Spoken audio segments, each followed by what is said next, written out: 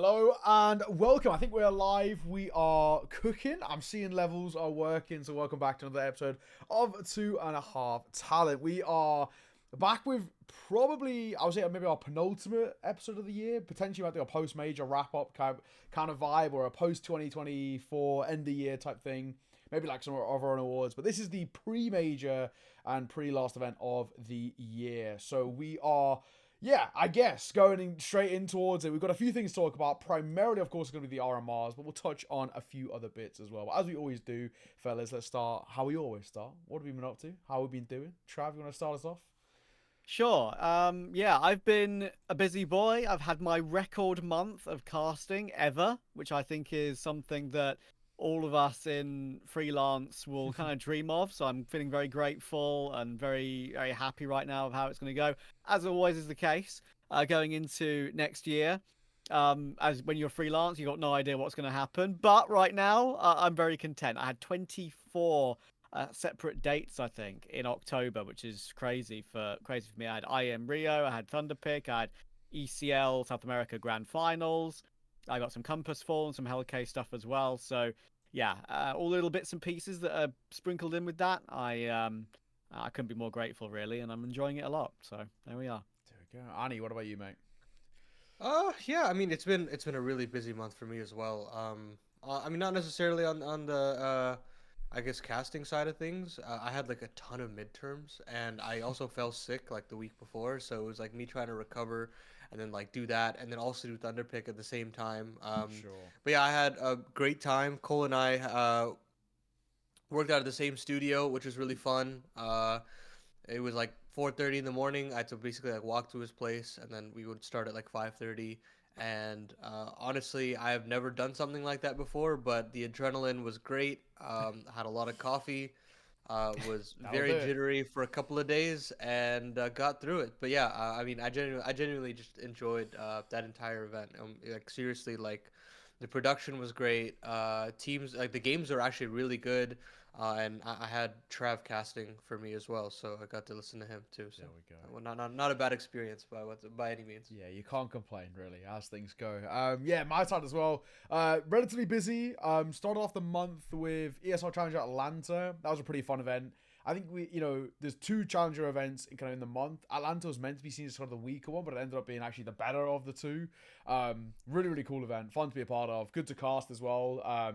Even though it feels like it kind of didn't do that much work because they're quite quick events. Always good fun doing that. Then I had a few days off. A little bit of ECL, then from Swinland then to Finland for Elisa Espo. Now that was like probably one of the best events I think I probably ever worked. It was pretty unreal. Like a arena event alongside Anders, the legendary desk, Richard Thorin, Maui was pretty insane. Vrasti, of course, as well, someone I've known for years in Counter-Strike. So really, really fun time working that one. And yeah, just getting to cast like in arena in front of like multiple thousands of people was pretty sick, especially the best of five. Ents winning it too was kind of like the fairy tale. I mean, it actually doesn't get better because from the get-go, the crowd were completely on Enter's side. They were actually more on Enter's side than they were on Yano's side as well, even though obviously Yano were the Finnish side, but everybody wanted sort of Ents to win from the get-go. So that was actually really cool that they had like all the supporters there and then were able to kind of pull off the upset over Heroic in the final. So that was very, very enjoyable. Definitely a kind of a core sort of memory. Then came back from that, literally from that, landed straight into Thunderpick for the first 3 days.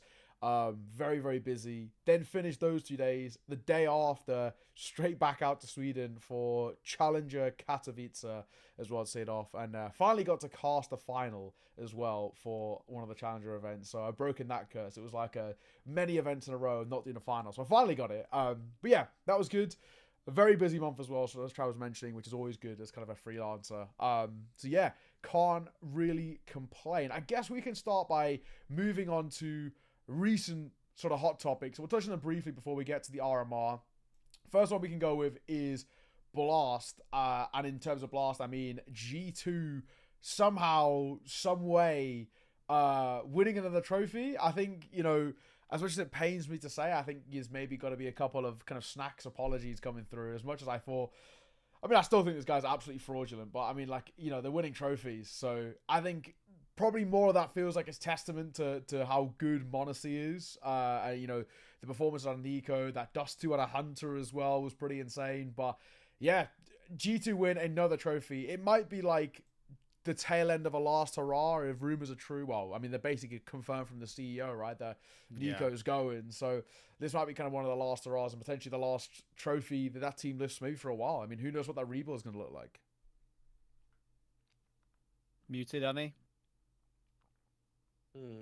Yeah. Okay. Yeah. Yeah. I think this G2 win was, I don't know. It doesn't feel like the craziest to me. You've beaten Spirit twice, who you just have this psychological edge to at this point. Yeah. You beat Vitality with the stand-in, and that's about it. Like, you beat Liquid, and I think Liquid was the worst team at this event. So I think genuinely, it's not anything too crazy. What it says to me is that they're absolutely a dark horse for Shanghai, and that's, I think, the biggest takeaway I'd see for this.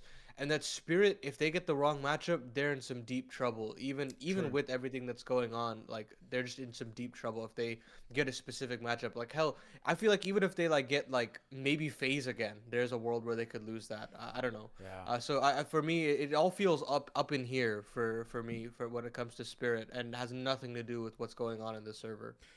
I'm with you. I actually can we now jokingly, maybe not jokingly, say Kato frauds, like, you know what I mean, like fluke Kato, because at this point Spirit had just been downtrending for like since like February. Yeah, it's weird, isn't it? Because they have won a couple of things, but they're not exactly the highest regarded events of the year. It's not like they won Kato and nothing else. But what was it? Dacha in the full finals they've won.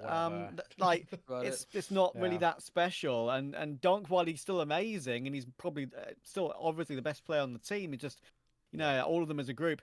Even though before the event, you know, Chopper and Zontix were like, listen, we figured out some of the mental things. We were in our heads too much. We're going to move on. We found some answers to some of our issues.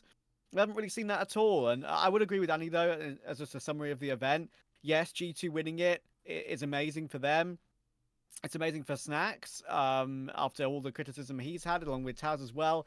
I agree with Annie. It's a little bit of a... It's not a huge trophy in terms of what it means value-wise, because it didn't have to be a top-tier Na'Vi, for example. But whatever the case, it's still the big plus on the Snack CV. He's won trophies a lot quicker with G2 than Hooksy ever did. And I still think maybe he is worse than Hooksy. I will still argue that people still think that, individually or leadership-wise. But as I said when Snacks joined, if he can create some trophies, create some big championships for this G2 side, even if it's a questionable appointment, then he's done what he needed to do. The major will be the big test, obviously, but he's got some success. That is something. Helps in part by Monazy now being the best player in the world for me, but still. I don't think there's a debate anymore. I mean, I know a lot of people are saying the major will be the debate, and maybe if somehow Spirit were to win the major, then it becomes... But I don't know. I just think like Monacy's impact is absolutely just that outstanding. Cywu needs an amazing major and to be anywhere close. That's the thing, right? I feel like for me, like what Monacy's doing, like at the moment, I feel like I think he's ahead by quite a long shot. I really feel like if ZywOo or Donk want a chance, either of them are going to win a major, right? They've got to win the major at the end of the year. And like, not that G2 have the better chance, because who knows really what's kind of going on with Vitality. I mean, you know, Messi just had a kid, right? I don't think he's spending too much time in the server. They're still looking a little shaky. I think there's a lot of question marks about Chopper. I think that's become the big one, his sort of calling style as well. I don't know if that's kind of, you know, working its way out anymore. So this is kind of a tough spot, right? In a weird way, as kind of calamitous as G2 are, they actually feel like maybe one of the teams who have the better chance of those three. Yeah, I think with Vitality, it's like I can see them making the playoffs guaranteed. I can see them making the final even. But them just trying to make that extra jump is going to be very interesting, because I think they're a piece away. I think they're a piece away from something very consistent. And I don't know, man, if the rumors are true, and you know, I see Jimmy's name kind of floating around, and that to me feels like that's when I would take Vitality seriously, and I would say, I am considering them as contenders for every tournament. But until then, ban for ban, I go G2 just for firepower wise. And sure, Snacks is not an elite IGL, but it was very similar to when Hooksy joined, when everybody was like, you just don't have to be terrible individually. And Yeah. if you're not, then your individuals will bail you out. And right now, Mondesi doesn't look like he's stopping anytime soon. Mobs is still playing incredibly. And of course, Nico doesn't have to be like 2018 Nico. He can be just the Nico of right now or 2022, and it's fine. It's enough. Yeah. I haven't figured it out yet, but without really digging super deep, just a brief look, that might be one of the first ever tournaments ever where a team has lost their opening map 13-0/16-0 and gone on to win the Yeah. whole thing. I'm Yeah. pretty sure. So It's it's pretty pretty insane. crazy. But that is kind of the juxtaposition of G2, isn't it? They can look terrible. Yanko was tweeting about how their decision making can be awful at Yeah. times. Oh, genuinely, the mid rounds are terrible. Their game plans are actually just like it doesn't make any They sense. look lost. I mean, ever since I watched them at the Cologne semis when they lost to Mouse, Yeah. I realized that like if they're ever backed into a corner and they have to like dig themselves out strategically, they can't do it. Like it's Yeah, just yeah. not possible. You just have to pray that Mondesi just pulls a rabbit out of the hat. Like genuinely, it's Yeah. like it's funny like saying this out loud, but like when you see it in the server, it is genuinely like abhorrent the call. Yeah. Genuinely. Yeah. But it is kind of. I went back and watched one of our earlier episodes when we were talking about Hooksy, and we were like kind of all dunking on him a little bit, arguably kind of rightfully so, because I think at the time he was doing really, really shit. And we all kind of had the same point, but I remember getting quite heated about it. But he said like a 1 rating. All I need is like a 1 rating out of you. I don't need anything more, anything less. With the players right you've now. got, I need a 1 rating. Snacks gets a 0.97. It's just close enough, you know what I mean? That's all you need. It's just like around a 1 rating, and we're fine. And hey, that worked for them. So fair play. But we can move on from that to briefly touch on Thunderpick as well. So that was going on sort of simultaneously with Blast on in the morning, Thunderpick on in the evening.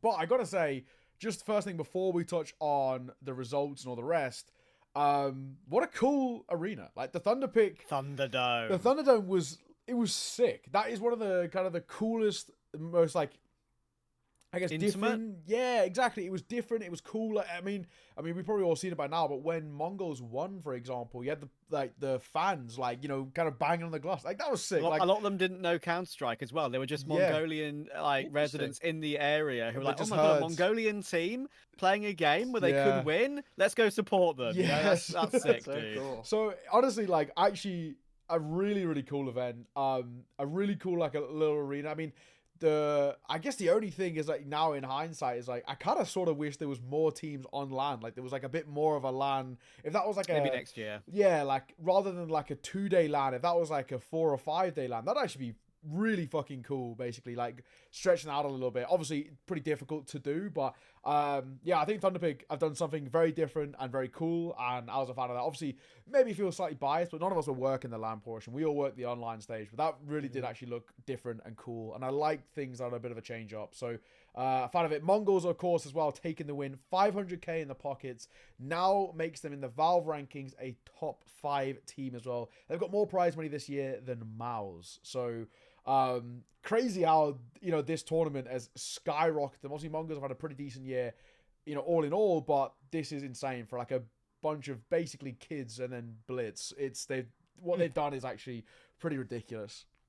I think the most interesting takeaways that I have from this one is this will have us take a long look at how the Valve ranking is created. Yep. Because look, I'm happy for them. I think everybody in the community is happy for them. But I think also at the same time, everybody in the community know that this team is not top 5. Exactly. So I feel as though the prize earnings will really have to be taken a look at just in general. And this also brings me to my other takeaway is that look, PGL, they aren't running any open qualifiers. They're running VRS Valve ranking invites, right, for everything. And the prize money and the prize pool for these events are very, very high in comparison to any of the other events in the calendar. So there is a real worry here for organizations like Blast and ESL that PGL are going to get a lot of eyeballs because of just the sheer value of rankings until it gets fixed. So I know this is like a little bit more overarching and not really to do with Thunderpick, but these are just two things that were like running in my mind when I saw the top 5 result for them. And I don't know what your guys' thoughts are, but to me it feels a little worrying, and I don't feel like this should be okay. I said this Yeah. ages ago that prize pool alone should not be a marker because, like, I know obviously that will get fixed next year, but my first thought was like, what is stopping? Like, I kind of use Endpoint as the example. What's stopping Endpoint doing a UK only invite event or whatever? Obviously, now we know that's not the same, and just making the prize pool like winner takes all £1 million, and then just like skyrocketing. Obviously, you know that's like different now. It's not exactly how it works, but you still can have tournaments like this where it becomes, you know, like this is, yes, it's an S tier tournament, Thunderpick, but I think generally it is seen as a slightly lesser quote unquote tournament than Blast. But if you look the at majority of the tournament was online as well. exactly, Like, I don't know. 500k for Blast and the teams they had to play off against. We're talking, you know, G2 Spirit, Astralis, Vitality, FaZe, Mouse, Liquid, Na'Vi, compared to a 500k first place tournament for Mongolz, Heroic, 3D Max, and O fucking G. So that to me is like where this is insane. And those tournaments, in terms of Valve's eyes, are seen on exactly the same level. When I don't even think Thunderpick can like genuinely make an argument and say that they are the same level. I mean, it's a great tournament. We were all part of it. We love being part of it. But They changed it to A tier. I just checked. Oh, they have? Okay. Yeah. Even then, right? But like, even still, it doesn't actually make a difference, right? Because it's still 500k in the pockets of the Mongols. Right, it's the money at the end of the day. Exactly. It's the So money, yeah. that is the big thing for me. Like, and that's where like there is still these kind of like arguments, and even as well like another argument that like I did see people bring up a little bit on Twitter, and it's the same argument sort of rehashed. And I don't think there's going to be any changes until there's an intervention from Valve, which I've heard rumors there might be. But in the same vein, you got BetBoom playing BetBoom Dax tournaments. You got Heroic sponsored by Thunderpick playing Thunderpick tournaments, and that is actually like it is just generally a conflict of interest. And you know, it's one of those where I think there's still definitely question marks about it. But I think ultimately the main thing for me is just like that prize pool that Thunderpick can put up. Obviously, you know, a big betting company have a lot of like disposable cash in that sense.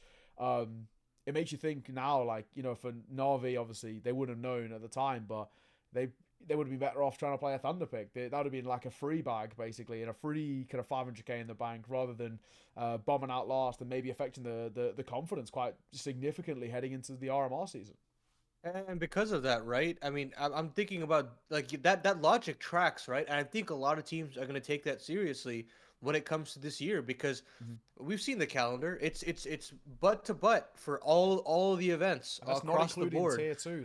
Like they generally might be a tier 2 company that comes in and puts Just up a puts prize it- pool that's puts like a land, yeah. 400k or 300k, sort of something for first place, and teams will actually be like, that's an easier bag for me. Got 3 months. And, That's and 12 look, months for those. We've got 3 months for tier 2 events. They can just class it as a there's tier some- 2, 3 months in advance. Exactly. Yeah. And it's still kind of like, even if it's a tier 2 event and you announce it, you know, 3 months before, it's still, does it still all count the same? I'm still a little bit confused about this, but does it still all count the same? Like, if I was to win, you know, 200k in a Star Ladder event, for example, that's already been announced, or 300k in a I don't know, like a, let's say Mesa, just because what first one on top of my head, Mesa that's announced 3 months before and it's a tier 2 event. If I win 300k at Mesa, but 200k, is that 300k just I think or there's is it weighting. weighted? Yeah, right. That's what I mean. I think there is. Yeah, So pretty sure. overall, like it shouldn't still be a problem, but to me, it's more like, look, they're like these frequent flyer benefits for people like Blast and ESL, and Which I they think is want to cool. still retain teams, which is good, but now teams are now gonna have to weigh in of whether they want to support that, or do they just want to qualify for the major, like because True. you could win one of these PGL events, and you could just like cruise with the amount of prize money that you win from that event, a la Mongols right now in 2024. So to me, I think that teams like Eternal Fire, teams like I don't know, like Heroic? yeah, Heroic, honestly, like teams that aren't necessarily associated with one of these organizations like Blast or ESL can just take it to the house and try to capitalize on PGL events. So I don't know. It's gonna be a bad space for Blast and ESL when these PGL events come around, because I'm very curious to see which teams say no, because I feel like you're gonna have to say no. I don't necessarily Yeah. know You can't if do all there's of gonna them. be teams that do all of them. Yeah, and we've seen burnout happen before And I just don't think that's gonna happen in this day and age. I feel like we've learned our lesson from like 2017 and 2019, that Yeah. gap of events. Spirit are already doing that. Spirit are already doing that by not playing Rio, for It's true. example, right? Yeah. So And they But turned they another need to one pick down the as right well, didn't events. they? true. Yeah, but the only teams I can see doing that is like kind of the plucky tier 1.5 teams who are like, fuck knows if they Right. actually, we might go to these tournaments and bomb out last, but we're still getting 8k, and that 8k actually makes a big difference, for maybe getting the RMR invite. So I think that's it. I also Well, did that was wonder, a straight major invite, right? So yes, true, yeah, true. RMRs, yeah. I do also wonder as well whether there's going to be teams who try and game the system. Now, this is an insane thought. that's exactly what it is, But right? like game the system by like saying like, okay, we can't play both of these events if we were to finish top 4, but if we make playoffs and then we're to lose, we can then do that other event and do the same thing and then play every single event without any overlap and without a conflict and without missing a day. Because I was thinking about this, like obviously if some events in which like the last day of one event is the first day of another event, therefore obviously you can't be in two places at once, but if you were to go out in like top 8 and still take home like 200k, then you could go to this other event, and you know what I mean. So like, I I wonder. think the invites would be locked a bit beforehand. That's the problem. Yeah, I'm but then pretty you sure could, for the bigger what's events. stopping them saying no, yes to both, right?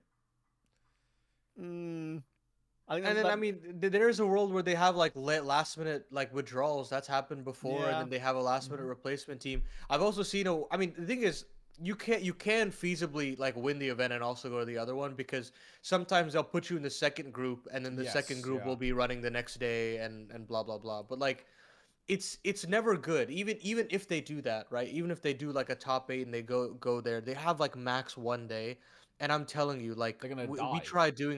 tried doing this, and I'll give you a very important example. ESL1 New York, they got on a plane immediately after they won. They had no after party. They just got on the plane. They flew to I think Kyiv, for a Star Series, and they bombed out in last place. Damn. So it's not possible. Yeah. Because and the thing is, that same team won the next Star Series event in first place. So it was very clearly like they had no energy, they were Yeah. tired, and they couldn't capitalize. So I think we're just not going to be able to do that. We just can't do that. And with these events as and- well, like we've already seen, like there's going to be like some of the PGL ones in Argentina, and then like some of them in like these are big flights. yeah, travel exactly. is just too much. It's like Yeah. you're gonna get not like we've all had a fair share of traveling. Like even like sometimes like a travel day, even when it's like a small one, like to Stockholm for us, right? Like for me and Trav, that's like a couple hours on a plane. It's really not that bad, but it still takes it out of you. Like I land every time from those, like going to Sweden for the ESL events. I'm pretty knackered. Like I'm not like I couldn't land and like go You've straight. got to be into built it. different. Yeah, for like these sort of the things. couple of times that I've done it where like I, especially like this month, for example, landed from Stockholm, had a 2-3 hour nap, then casted IAM Rio. Like I was running on adrenaline, right? Like and like multiple energy drinks, but like it's definitely not something that I knew for a fact. The reason I could do that and did do it is because A, Rio's only 3 days. B, me and Travel work in the late shift, so I mean I can have big lions. And also, once that 3 days over, I had 4 days off before I had to then go to Elisa, so I knew I had kind of time to work with. But then even still, right, Elisa, early fight, come back straight to Thunderpick, same thing. So like I've definitely kind of had my fair share of the tiredness, and I understand like if I was to do this all year, I would definitely like get ill or something. I knew I could manage it because it was like a couple of weeks out of one specific month. But this is the big thing where teams are gonna have to make decisions. Hence why every team is trying to say like they're trying to give incentives, right? Which is kind of a cool thing, like the blast frequent fire or the higher prize pool, whatever it is. And maybe even some of them as well might just be online, so it means you can just stay home. Yeah, I'm very curious to see how the cookie crumbles, because there's gonna be one idea of what is right, and that's what's gonna be run by all these teams. Yeah. I very rarely see people like try to break the mold when it comes to, because people don't want to take the risk, right? And I think these kinds of risks are some of the biggest a team or an organization can make. So Yeah. whoever makes that first step, I'm thinking a team like Navi, a team like FaZe, a team like Vitality, these big orgs, Big ones, yeah. whatever decision they make will probably be the one that runs through. I think there'll be some notable exceptions. I think teams like Complexity will probably make the right decision.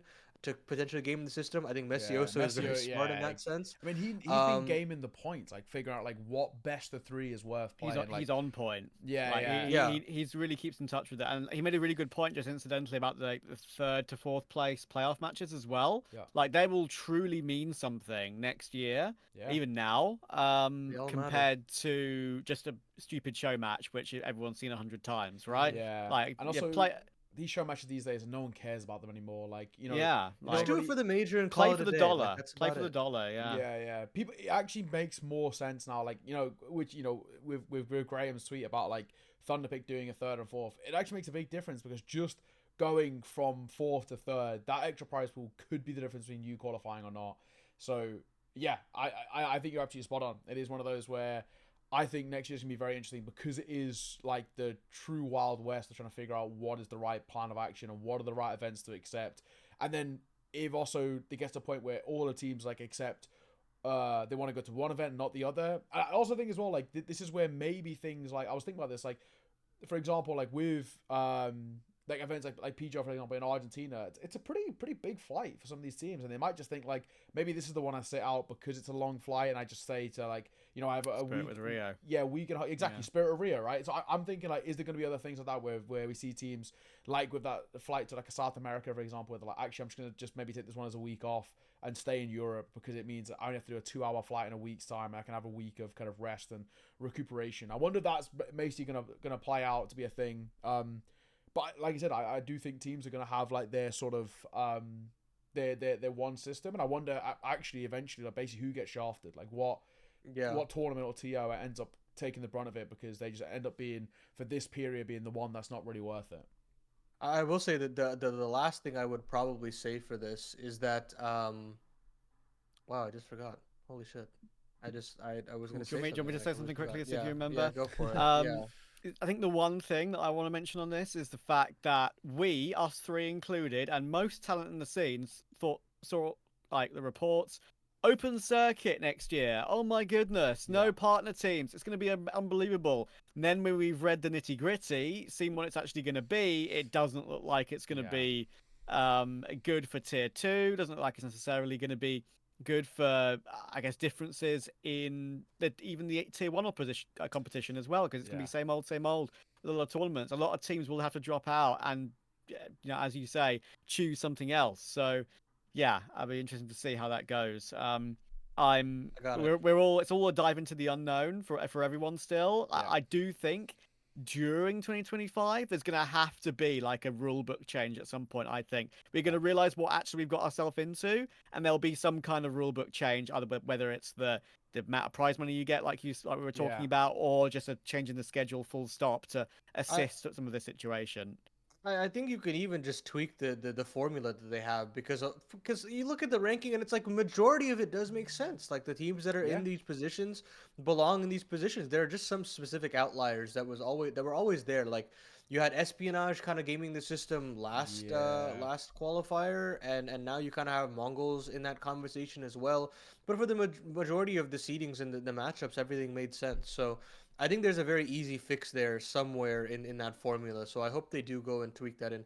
The last point that I just wanted to mention was that there are some of these bigger teams that can just sit some of these tournaments out because they, in their mind, right, the whole goal is to qualify for the major. Yeah. And in their eyes, if they're like in that top 10 area and they know that they're going to stay in that area, they can just play. They can skip events and just say, I don't care if I'm playing the third Swiss stage or whatever, because I know I'm going to shit on all the teams that are in the third Swiss stage, and then I'll climb my way all the way up, and that's no big deal for me. And anyways, seedings would change in the tournament itself because of book holds, so it'd be all fine for them. So honestly, for like a Spirit to do the same like weird like laid back approach that they had this year when it comes to like big travel days, I could see a world where they skip Buenos Aires. Like I wouldn't be surprised. But if that tweak comes in for that second half of the year, it'll be very curious to see how people handle that second majors qualification. Yeah, it's very true. And just to touch on kind of what Trav was talking about too, it is slightly disappointing because I think we were quite excited about the prospect of having open quals for every single tournament. I mean, we had many a conversation talking about this is sick. no more partner leagues means more open quals. More open quals. I mean, even just something as fundamentally as selfishly means that there should be more work going around because it means more closed quals. That's our sort of territory. But obviously, we realized it's ended up not being the case because they can just feasible. invite via the Valve rankings, and it basically doesn't fix. Like I have a feeling, and I actually spoke about this a little bit on Snake and Banter. I think that for me, I have a feeling that the circuit's actually going to get bottlenecked towards the top, where it's just the same teams at every tournament, and there's very, very few opportunities. And I think if you're a team that's like outside of like the top 50, for example, I don't know feasibly how you actually get into a point of even getting like wildcard invites to events. I really don't even know how do you climb the ranks, because online tournaments aren't going to cut it. They're not going to bring in enough money, and it's going to be weighted that they're not even really worthwhile. So you're not going to climb the Valve rankings. You're not going to get invites to LAN tournaments. You're not going to be able to go through these open quals, or very rarely. It's only Star Ladder and a few select ESL events where you can go through open quals to maybe get this kind of fairy tale run. Like, if this was the case this year, we wouldn't see Saw being a top 20 team. The kind of sort of fairy tale that they had, the sort of top 4 placing Cologne. I mean, we just wouldn't see this sort of thing. They came through the Iberian open qual into a closed qual, then into Blast Spring Showdown, then from there into the fourth, into the spring finals. I mean, there's just no way you would feasibly see that sort of a run next year. Maybe Sora, maybe a little bit of an outlier because they were always a sort of a top tier 2 team. But like, if you are a team that are sort of out of nowhere, or like Sashi's a good example, they came through open quals, then went to Yala and went to what was the other one? The EWC. That was it, right? Yeah, like those sort of like that's just not gonna happen, right? So for me, that's the big thing where I'm like potentially just a little bit like worried about, like, and hence why we actually have seen quite a few teams, like even Alternate Attacks last week. They've been around for ages. They've dipped out of the CSC, and we've seen already teams like Ikla go, Sprout go as well. A lot of them just saying like, I don't know if it's actually feasible next year. Entropic's another one. Yeah, there's so many to mention. Like you're saying like, I don't know if this is actually feasible heading in towards next year just because of these circuit changes. And I think arguably I'm sort of with them. I actually kind of agree. I'm a little bit worried that it's going to get bottlenecked at that top level. So I'm pretty concerned about the tier 2 scene, and especially because there's so many, I mean, first of all as well, on the flip side, it's fully understandable why there isn't, because it's just easier just to invite off the Valve rankings. That's sort of what Valve have sort of laid out with this Valve ranking in particular. And with how busy the circuit is already, I mean, all these back to tournaments, it just means there's one less thing you have to do, right? You don't have to think about, having an open qual into a closed qual into an invite. So I fully sort of understand in a way, but it is just kind of sad to see, because it looked like a year ago today or whatever, we were like, oh my God, open circuit, this is sick. I mean, we all kind of heard the rumors. I think it was around the Blast Paris Major, I'm pretty sure, is when Valve kind of sat everyone down saying, this is what we're doing. But unfortunately, it's not ended up the way that we... I mean, maybe, kind of shame on us in a way for thinking it was going to be that way. But, yeah, it is a shame. I do still a dive into the unknown. We'll have to see. Exactly. I still think 2026 is actually going to be vastly different to 2025, because this is going to be a learning curve, I think, ultimately. So, yeah, we'll have to see how things play out. But talking about 2025, we can touch on the first sort of event that's going to be in the calendar, which is going to be the Blast Bounty, which is a bit of a change up. Now, I'm going to throw it over to Trav here, as he's going to explain one time for the people. But this is it. 8 teams in Copenhagen, but there is an online stage before this, which is how it all sort of works out. But Trav, do you want to be the one to kind of break it down? I'll basically read it, and then considering Annie pointed it out to us, I'll let him kind of go a bit deeper into it and his thoughts first after that. But there's different types of namings, obviously, for these events. The Blast Bounty is a season opener. It's a 32-team best-of-3 event, single elimination. It's going to be mostly online. The top 8 teams head to the Copenhagen studio for Blast. 28 teams come from the Valve regional standings, alongside 4, rather than what used to be 2. They've changed it to 4 wildcard teams. Wildcard teams, just to let you know, under Valve's definition, have to feature at least 3 players who are a member of a top 8 roster on the Valve ranking systems in the past 12 months, or have won a tier 1 event in the past 12 months. Blast hasn't decided how they're going to decide these just yet. The open part, the open series, is about the stadium events. So you've got 16 teams competing in groups before 6 enter the arena in Lisbon for the spring version, and then Wembley in London for the fall version. And then 12 teams will be invited from the Valve ranking systems, and 4 will compete in regional qualifiers called the Blast Rising. So that adds more qualification spots, which is what we're kind of talking about. But we want the open quals, we want the closed quals.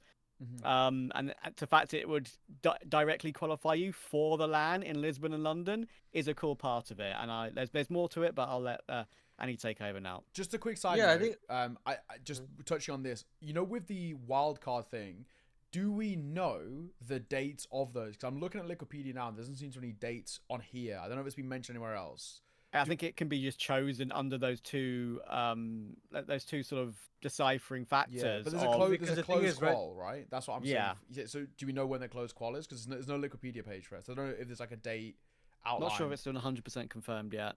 Okay. Well, for these wildcard teams, they wouldn't have to go through a qualifier, I don't think, because this is basically like if Liquid was made in 2025, Yeah. like from scratch, right? Like Cadian, NAF, and like Twist were all part of like Heroic and FaZe and like Liquid, Yeah. right? And these teams were like top 10. So this would basically allow them to bypass the like ranking system and show that they're still a good enough team because they have good enough players to be invited to the main event. Yeah. So I think this is sure. like planning for like if Falcons decide to change Nico and then add in like I don't know like another like IGL or something from like let's just say for example FaZe, like if Kerrigan goes there. Well, technically Kerrigan, Nico and Simple have all been on like the top team, so they would be invited as a wild card team. Right, that makes sense. I was just looking as well at the variety events, obviously the bounty and then the open too. But yeah, I just sent the link in our chat, right? But in the open thing at the bottom, there is Oh, you're sort talking of- about open. Okay. EU, Yeah. Asia. EU, Asia, NA. Yeah. Do we know? So those obviously 4 via Valve, 4 via the closed quals.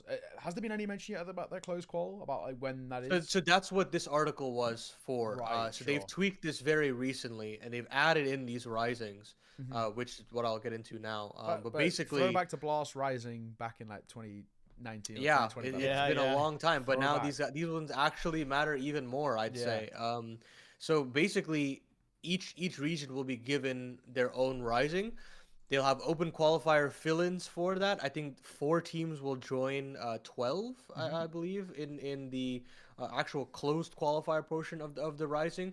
All of this will take place online, but yeah, each of those each tournament will have one winner, and that one winner will go straight to Lisbon in this case for the spring Open. That's cool. So honestly, really good for regional qualifier enjoyers because honestly, it's just really nice to have this. I think this is one of the best parts of the Blast circuit before. Yeah.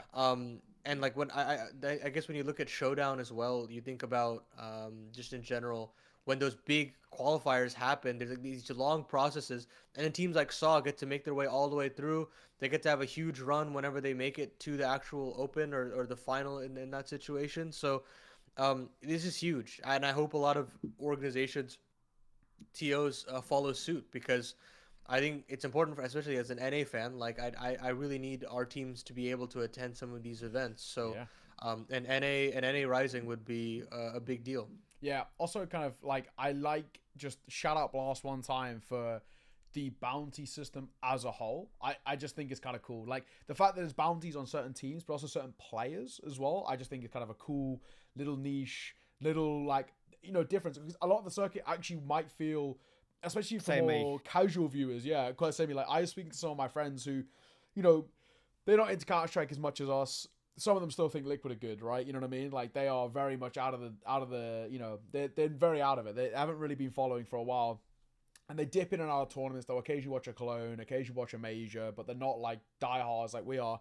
And I think next year there's a world in which they might just like not really understand like what is the difference between each and every event. But with the Blast bounty system, I actually think they will. Like it's impossible not to. They're gonna turn up and be like, okay, this is kind of cool. Like we've just beaten this team and they've got an extra 60k or whatever. Like this is like a slightly different. So it's a really cool way of differentiating themselves. So credit to them because it's so different. I've never heard of anything like that. I mean, I guess I'm trying to think of any other games we've even had anything similar. I don't think any battle royales have had anything where it's like killing like a certain team gets you more points or anything like that. But it's a cool little twist on the circuit, and something that is, again, another way which ultimately gets you prize pool, which is the Valve rankings, which could be, it puts importance on certain games. Like if we okay, we're playing Na'Vi, and like even though this might be Na'Vi and like a group game or whatever, we could actually get a bit of a bounty here on top if we beat them. So it could actually end up being massive down the line. So small things like this, I actually think it's a nice little change up. I think there's a world in which people might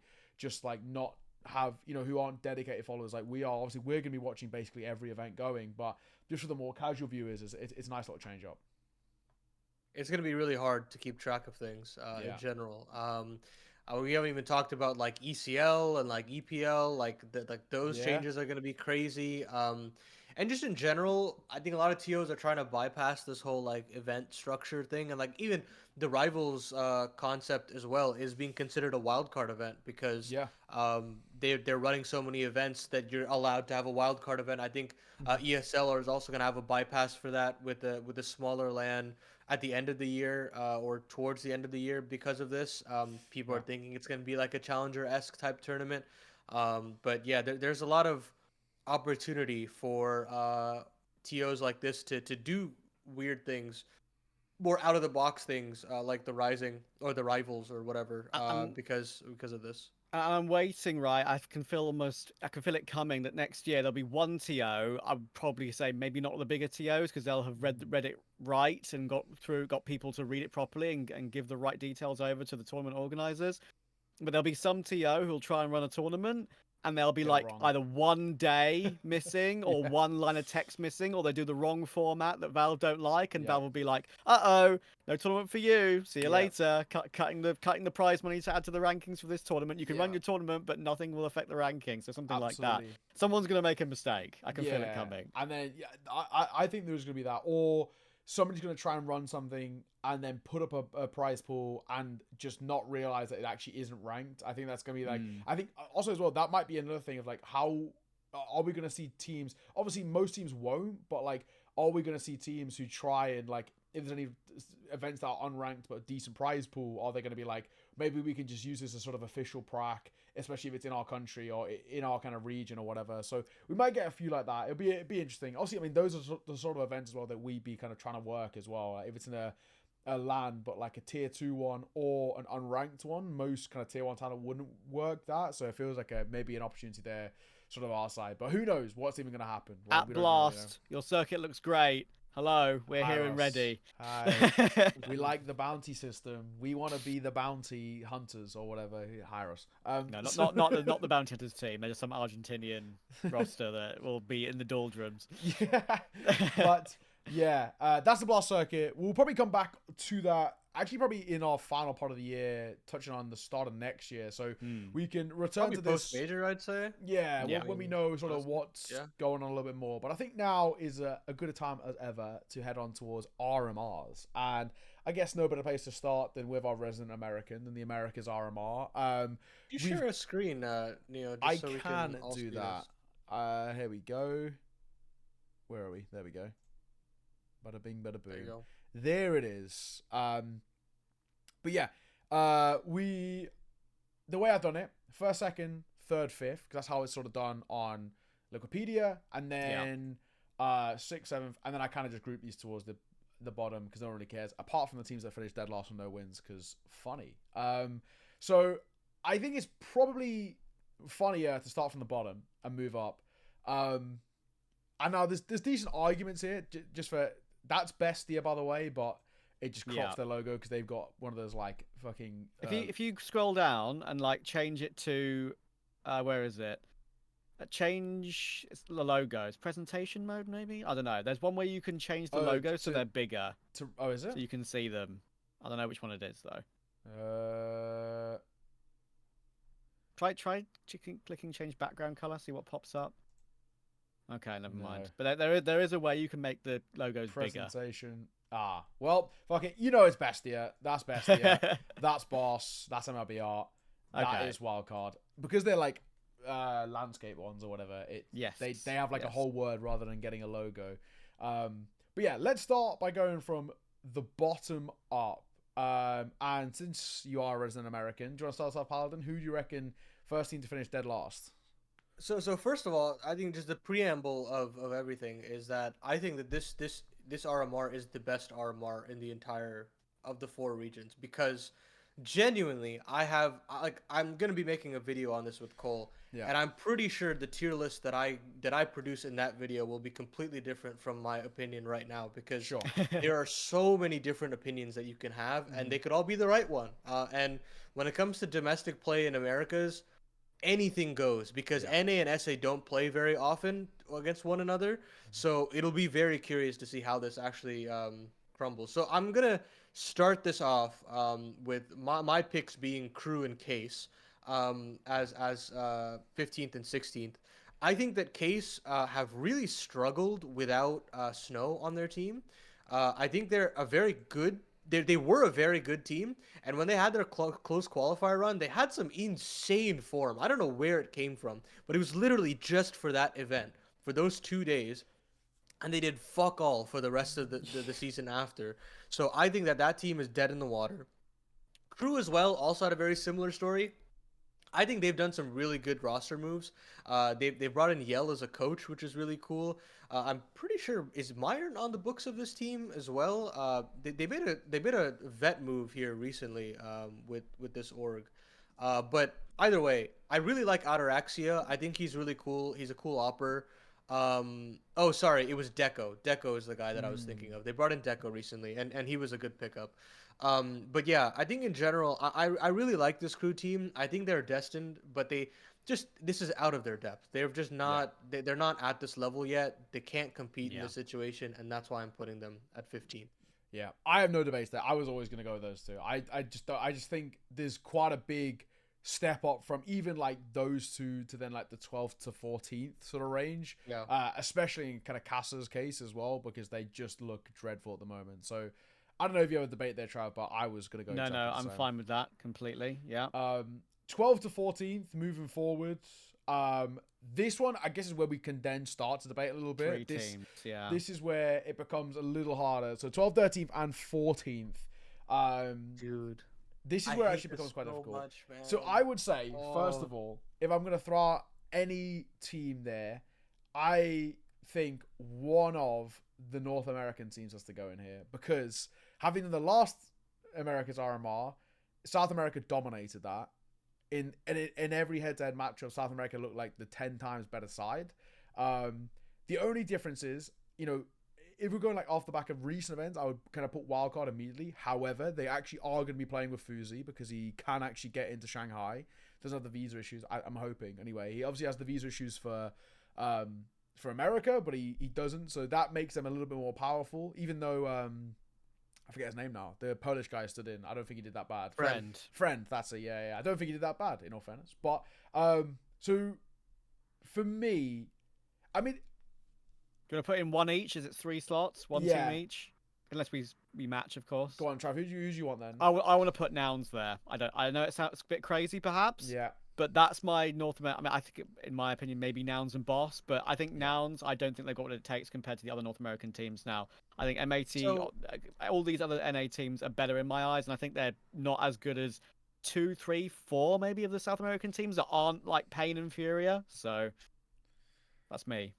I think the thing about Nouns is that I genuinely think that like they've just fumbled so hard recently. I don't know what it is.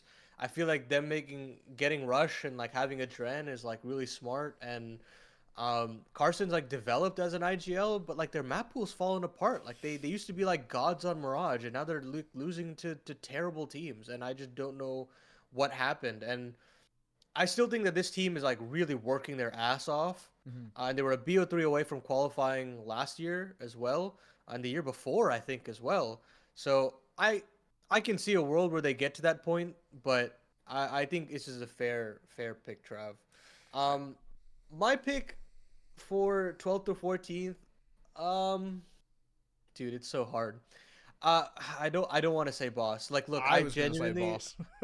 yeah, you can say Boss. I think because look, so we'll talk. I'll give my little spiel on Boss, and I think that Cryptic is a great caller. I think he's one of the most underrated callers in NA right now. Genuinely, fantastic fragger and really knows how to play mid rounds with that team. Fruit Cup was like a revelation, Mhm. really smart player.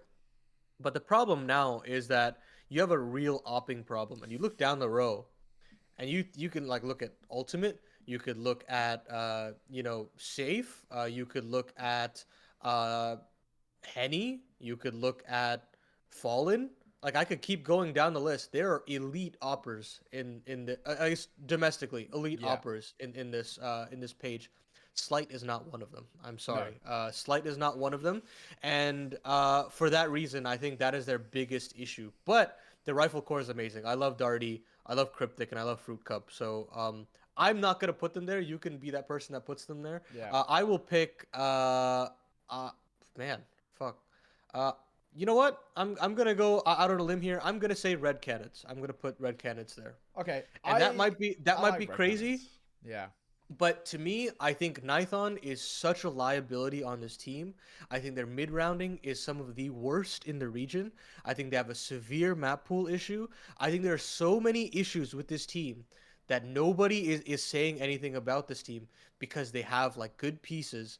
But oh my god, there are so many terrible things that they do in the server. Their Yeah. T sides are so bad Yeah. that I think that this team is gonna bomb out. The results haven't been good either as well. This is a side that were like super hype, I think, when all the pieces came together for Red Cannons. And I was like, I mean, at one point I was like, this is gonna be like the next, like, equivalent to Pain kind of thing, like, Yeah. big hitter, South American side. I reckon they might make it through all these quals, and they just haven't. Like, they just aren't Yeah. looking good at all. But yeah, for me, I'm gonna throw in Boss as that kind of third team here in the 12th to 14th. I just don't rate them. I even caught them not even that long ago. I think it's more that it's not that I hate this side. I just think comparatively, like, I can make arguments for every other team here being stronger, more consistent, and more potential than Boss currently. I think that's the big thing for me. And of course, Boss have all the externalities they have working with that side and kind of the lack of support, I guess you say. So credit to them for even being this far, but I just think every other team has, in my eyes, sort of the better potential, I would say, going forward. So I guess we then go to 8th to 11th, and we'll flip it. I'll start off this time. I'll start off this time. For me, this one actually was quite difficult because I was trying to think about this. I keep trying to think about like the potential of Wildcard of Fuzi because like he's been playing for like a lot of the time online on like 80, 90 ping or whatever and still putting up like a 1.2 rating. Then he like apparently moved to Canada, I think was like my understanding. He's like been in Canada for a little bit. He was I think he was at a house as well for them in Dallas, like in their HQ or something like that. So he was definitely in the area. Like he had good ping for a little bit. Yeah. And he looked good, right? But very good. It's still for me like with this side, it's like, how far can sort of Stan take them and whatnot, right? I think that's like a big thing. And then the other one was Bestia. Now, I used to shit on Bestia quite a lot, but I actually think recently they've actually improved. They've looked like a scarier side, but I would probably say, unfortunately, I think Wildcard would probably, for me, come in here. Because I just look at the other side and just say, like, the potentials elsewhere. Like, even though, like, MIBR have looked a little bit rough around the edges recently, even though Imperial have had kind of their woes at times, even though Legacy have had their problems at times, I still think, like, at the moment, and judging by last RMR, that they would be, like, on that kind of studio environment or whatever, maybe favorable in my eyes. So I might throw Wildcard in here. Let's know what's a good argument for it. Wow, that's crazy. I mean, to me, I think Stan is like is a better caller than Neck is. I think he's a better caller than Drop. I think he's a better caller than Noxy. And those are three teams that I would all put in that category potentially. For me. And so I feel like I still see your point. I still think that there are some issues that they have on LAN where they don't show their true potential. Like I've seen some of the stuff they've done online and they've looked incredible. Like genuinely, I think one of the best teams in North America when they have everything going. I agree. But the problem is they've got to do it on LAN. They've got to do it when the pressure's high. I think JBA's got to deliver. I think he struggles on LAN. I don't think he ever looks comfortable. And I think he's definitely improved at Atlanta. There was definitely signs there, but it just wasn't completely there. I still think they're gonna make the jump, but they're gonna be the last team to make it. I think they're gonna be 7th place. But you know what? Since that's around the same area, I'll say it's fine. But my definite team that I want to put there and it is not going to make the major, and I hope to God they don't make the major because this team is hot garbage. Put Legacy there. I think this team is the worst. Like genuinely, with the pieces that they have on this team, Yeah. they should be like top 2 to 3 Brazil. Like they are absolutely insane. You look at Barton, one of the most underrated anchors in the scene right now. You look at Lotto. You look at I mean, you look at Lotto. Just Dumao, I incredible. think, is one of the best players in South America right now in general. Genuinely, just in incredible rifle corps, one of the best rifle corps in the region. But you've got Nekiz, who I think is just not. He's not fit for this team. He's not fit for this team. He is old. He puts himself into roles that don't work for him, where it should be like a Dumao or a Lotto that should be in his roles. And you've got Sadzin, who's not able to really show his complete game because Nekiz is hampering him. I think that this team is due for a very bad crash out, and they will make a hard decision after this cycle because I think this team doesn't cut it for me with the players that they have on their team. That's fair. If I was to argue this one heavily, I would say I really think Red Canids, they might not make it because of the Davideus, or sorry, because of just the Nithorn situation. But the fact they have Davideus, the fact they have Venom Zera doing really, really well regionally, although they've had some bad results, I would definitely say they're better than Legacy in my eyes in recent times. So I would swap them if I was allowed to, but as I can't do that because we're doing this, but one by one. My final 8th to 11th place team, I agree that Wildcard could be that 7th place team. There's one There's team one here more which team. Sorry, there's 2 more teams rather because it's 8, 9, 10, 11. Oh, of course. Yeah. Okay, sorry. Yeah. I just see three between them, and my mind just reads 3. Yeah. But my team I'm picking, before we can have a debate on the last one, this is really hard. But I've not been at all impressed in recent times. But you can't believe I'm going to say this, with Imperial. I think they're going to miss out. I actually think they're going to miss out. Maybe I'm getting PTSD from the game they lost against Insanity in ESL Challenger League playoffs because of how terrible they were. Like, genuinely, like, tier 8 EU team would have beaten them on that day. Yeah, we did it together, right? That was one of the worst performances for Imperial I've seen in a very, very long time. I thought they were everything throwing. went wrong. It was terrible. It was, was so that bad. And I actually bad. I even at one point said on the cast, like, guys, this is an established organization with established storied players. There's no way this is going to. That's what's happening. But they are playing that bad right now. Yeah, but I understand. I just don't trust in them. Yeah, exactly. I don't trust in them whatsoever. I just looking at the quality we have here. I think Bestia on a huge upturn. 9Z very debatable. They're on the edge for me. We'll discuss that in a minute. But all the others, MIBR need to ramp up still a little bit. But all the others, I think, are better than Imperial right now. I don't hate it, but I just think the potential for Imperial is massive, right? Like I think they can squeak through. Yeah, I think Descenti's awesome. Like Noe when he's on form is absolutely incredible. Like he will just take over a game for you. And Try has still had a lot of upside. I mean, in a couple maps here and there, he can't pop off. So and I still really rate Vinny as a caller. I think Vinny's improved a lot. So do you want to do a vote here then, as like 2-1 against me, and just not put them in, or are we taking? It's top 5 that make it, right? Is that off the top of my head? It's top 7. We have 7 slots. Top 7. Okay, right. Okay. Yeah. So I would probably, I would make arguments for Bestia being worse. I agree.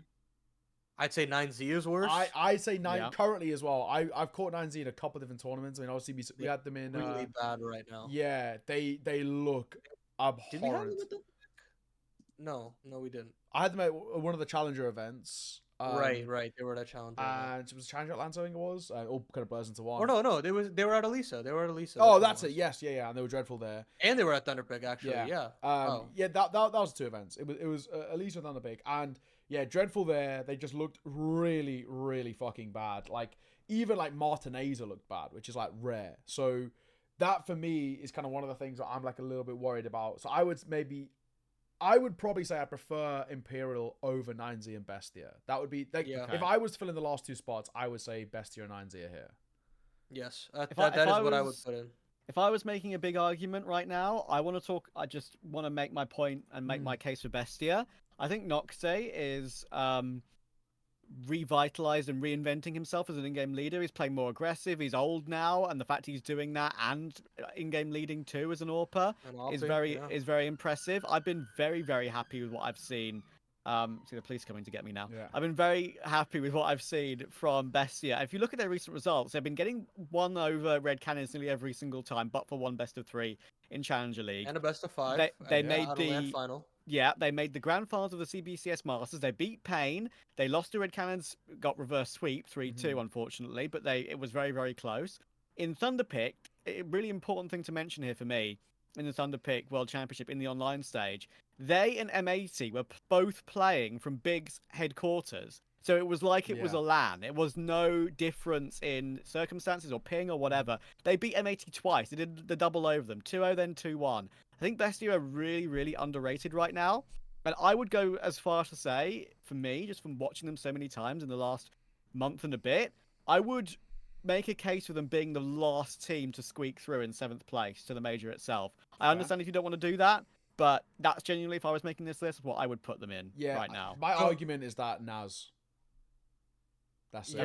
That guy's garbage. Yeah, I just don't think he's good. Look, like I just don't think he's good at Counter-Strike. I think your arguments are really good, Travis. I definitely do agree. If it was any of the majors for them to make it through, this would be the one. But the reason why I side with Neo here is not even necessarily because of Naz. It's just like, I think mentally this team just has a roadblock when it comes to the RMRs.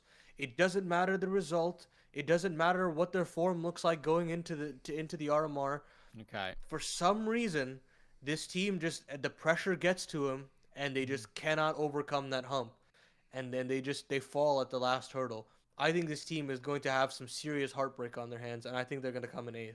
Okay. Yeah. So as a whole, then the vote is Bestia and 9Z in the last 2. I think so. I think 9Z probably like maybe a little bit better than Bestia, but I really actually don't like that Bestia team that much. I know recently they've looked okay, but I think they've got too many holes. They do have a problem in terms of playing against international teams as well. It was very obvious in Thunderpick, or despite their good results, they got too nervous. They lost this incredible 1 versus 4 to Rigon when they played Big, right? On the Dust 2, right? That one. They all overpeaked and they all looked incredibly nervous. And it happens for a team playing internationally. But as it's a regional tournament, it's why I'm confident in them. It's why I think they could squeak it. But I completely accept the choice of 8th. On paper, it makes sense. Like, genuinely, I think they could squeak through. Like, I'm thinking that this team is going to make, like, that 2-2 slot. And they're going to have to play, like, one last BO3 or something like that. And at that point, it's a coin toss. But on 9Z, man, Buddha's got to go. Buddha's not it for me. He's garbage. I watched that Maui demo, and after that, it wasn't even his comments. It was genuinely just like watching a B anchor in 2024 play like that. It's just very outdated style. And there are other options out there. 2017, he would have been cooking. You know what I mean? But it's like these days, no. Like or hell, even in early go, like it would have been, or late go, like the last year or whatever, it would have been fine. But new game, you got to update yourself. But let's jump into 7th place. I think there's a good argument for the Imperial here. Then, if you want to put it that way. I would even put MIBR genuinely. Those two. Those two. I think Drop is on heavy fraud watch right now. This team looks so bad with Lukowski. I don't know how they look this bad with Lukowski. At Challenger, I brought this up on the cast. I think they've downgraded massively since Lukowski actually come in. I think in the long term, this team could eclipse any of the Brazilian teams if done right. But the problem is they've made this roster move so close towards the RMR that I think they should have done this post-cycle. I think this is such a stupid idea. Like, their baseline is good enough to make the major.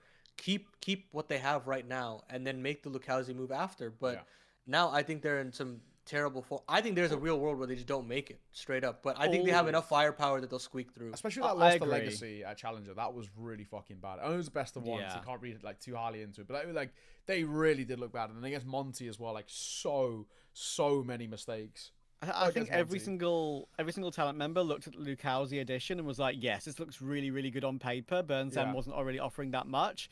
And I think, to be fair, Bernzan was a long-term member of this team, so moving on for him maybe that has destabilized them, because I think long-term Lukowski is absolutely right for them, but I think Annie hit the nail on the head. Synergy adding him in, getting him to learn the system that Drop is now trying to put forth as an in-game leader, I would say I'm on board with that one. It's just not been there yet, and I think they will scrape through. I think the firepower is there with Insanity. You can just rely on it. But it's definitely between.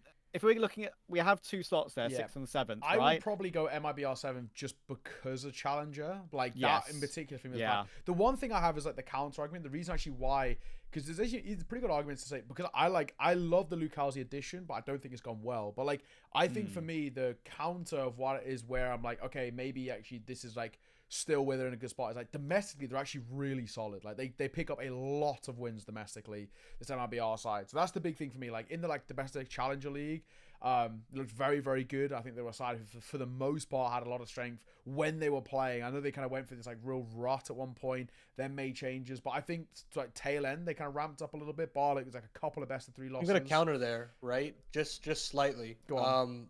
Some of the losses that they've had, though, they've had a couple of losses. Ones were bad, and the losses are bad.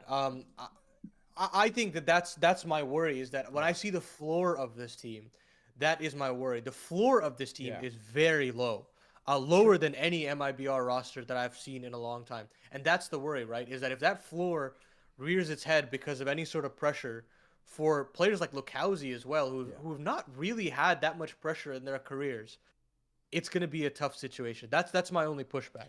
True. The way I would put it is, like, the teams they should beat, they probably will. I think, like, the starting thing is off a Crew, I think it is. That should be a win.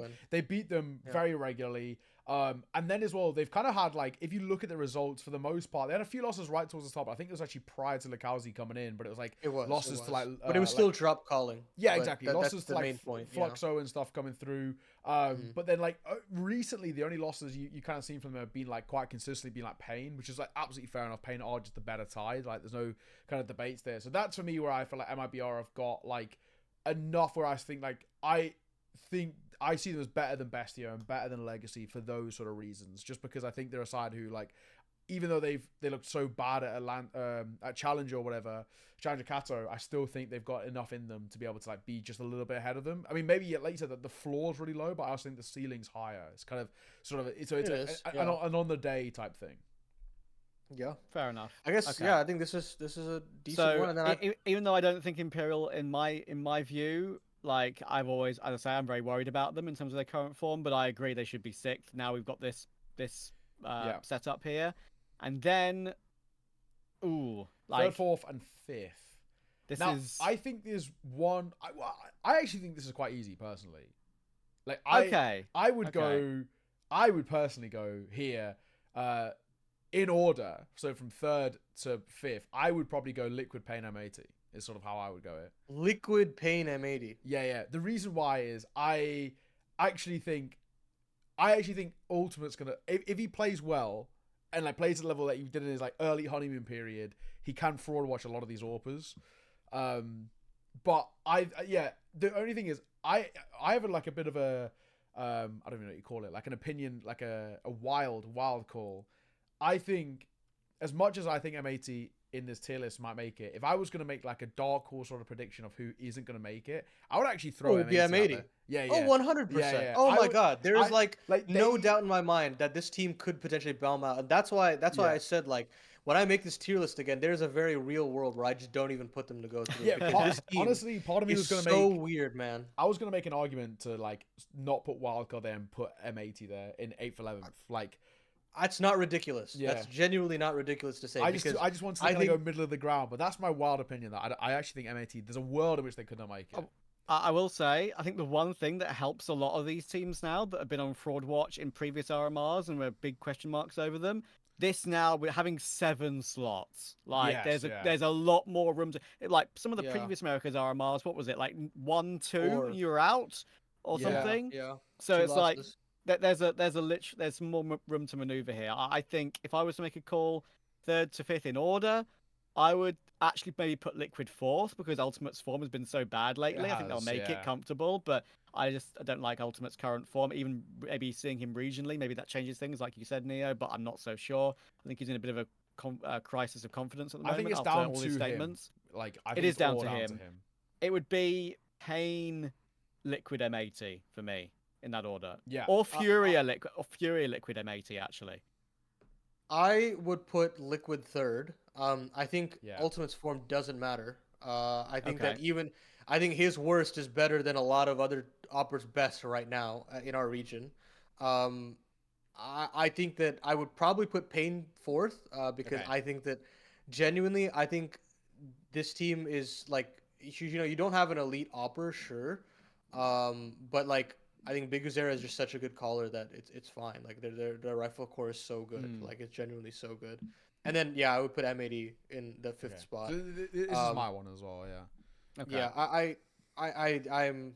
I'm gonna reserve my thoughts on M80 for my time in my video as well, because I think my discussion about this team would take much longer than we probably have.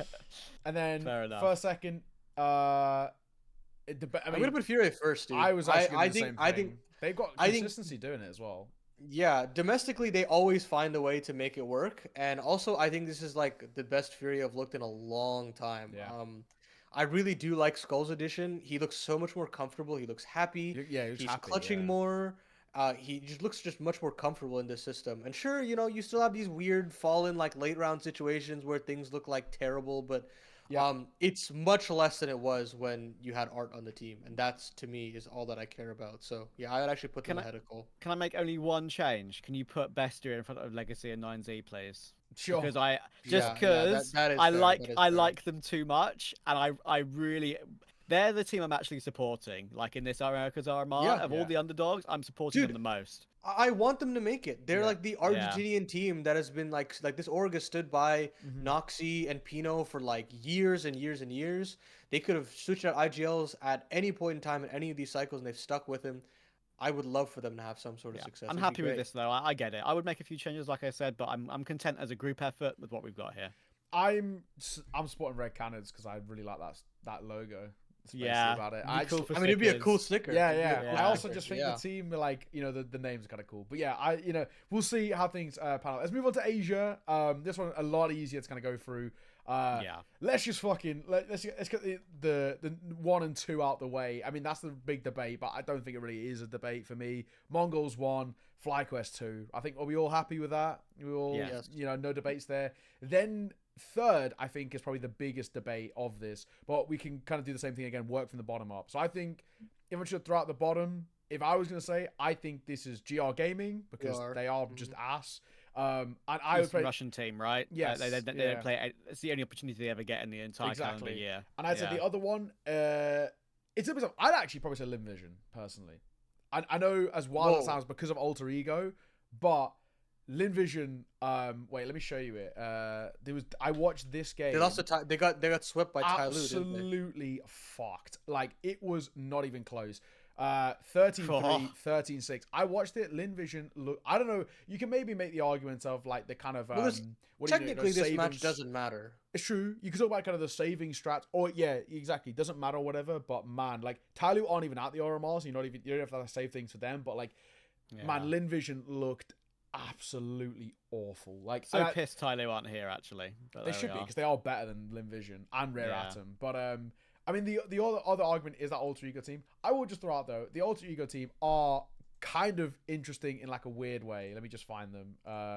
They have a sub, don't they? Yeah. They have Dobu coming in. Dobu. He's actually very good. And it's just like a weird team, but like there's some good names in that team. I know. Look, like I would love for this team to do some damage. Dude, how funny is this team? Zine in 2024, True. Man. Like how old is he? He's got to be old these days. Oh, not even. Damn, he's been around. Yeah, for but like ages. I Look feel at like that he's been firepower. around. Look at that firepower. Oh. Look at that firepower. 99. That is actually crazy, dude. Jesus Christ. What is he? Is that how good he is against Gold? Oh, he's shitting on Indian teams. Man, get out of our region, bro. Let them play in peace. Who is Niori? I don't even know who these guys are. And more Indians. No. Shitting on He's Indians. shitting on Indians. Who's No. Dewa United? Singapore. okay, is that? I Singapore, can't yeah, see. no, Indonesia. Oh, Indonesia. Okay, yeah. even still, I don't even know But how does he get this rating because he's like It's like, he's not even listen, top he in is half of he. these. They have replaced waste of ammo, so surely that's a plus. That is a That plus. is a Someone plus. And called Waste of Dobu is Ammo. good. Dobu's Yeah, good. Dobu's Do you know what good. though? Do you want to know an interesting bit of news? I don't know if you guys caught this, but when Dobu got dropped from fuck what they called Atox, Yeah. apparently he got dropped mid-series. Like it was they were in a best of 3. And apparently there was some That's sort of fucked. argument, and he just got dropped like mid-series. Wow. Yeah. I don't know how true that is, fucked. but I That's saw a fucked. couple of tweets from like people who like had taken it from Telegram or whatever. So this could all be absolute bullshit. So don't take my word as like fact, but because in the game or whatever, I can't remember. I think I could probably find it. It says in the last game he played of Atox, might have even been this one. It's like He was subbed or something? like substitute or whatever. Like oh no, not even here. Maybe I definitely saw this the tweet. scoreboard. But it said like substitute or some shit like Okay, no, not there. I can't remember what it was. But yeah, The other one basically before. was it maybe this It one? won't be Messer, surely. I know because that's a LAN, I think. Yeah. Yeah, but basically there was something, and it was like someone subbed in or whatever, and I can't remember exactly what it is. But actually, no, Oh, he's not playing there. He wasn't playing in that one. Yeah, wasn't He wasn't. is it? Wait, I also a part of me thinks I might be getting this wrong. I might be thinking of the other Mongolian team, the Huns. I might be thinking of the Huns. The Huns. I'll check. Yeah. I'll check in a minute. But basically, I can't remember. There was some sort of drama of a Mongolian player getting dropped mid-series. Maybe it's not Dobu, but Okay. either way, okay. You know what? I'll give you it because the team looks fun. Do you want to put them 4-6 instead? That's Yeah. what I was thinking. Just because it looks funny, and also as well, like I always remember. What was it? Loba's team who got a win. You know what I mean? Yes. What were they called? Like Mind Freak or something like that. Twisted Minds. Twisted Twisted Minds. Minds. Twisted Yes. Minds, Yeah. And they got a win. So that's just for the vibes. Also, the logo's kind of fucking baller. So that's my vibes. But then Talon, but putting Talon in last, are we? Keck W. I think Talon last. I think that's what I do. okay, do you want to hear my weird? I think Talon third.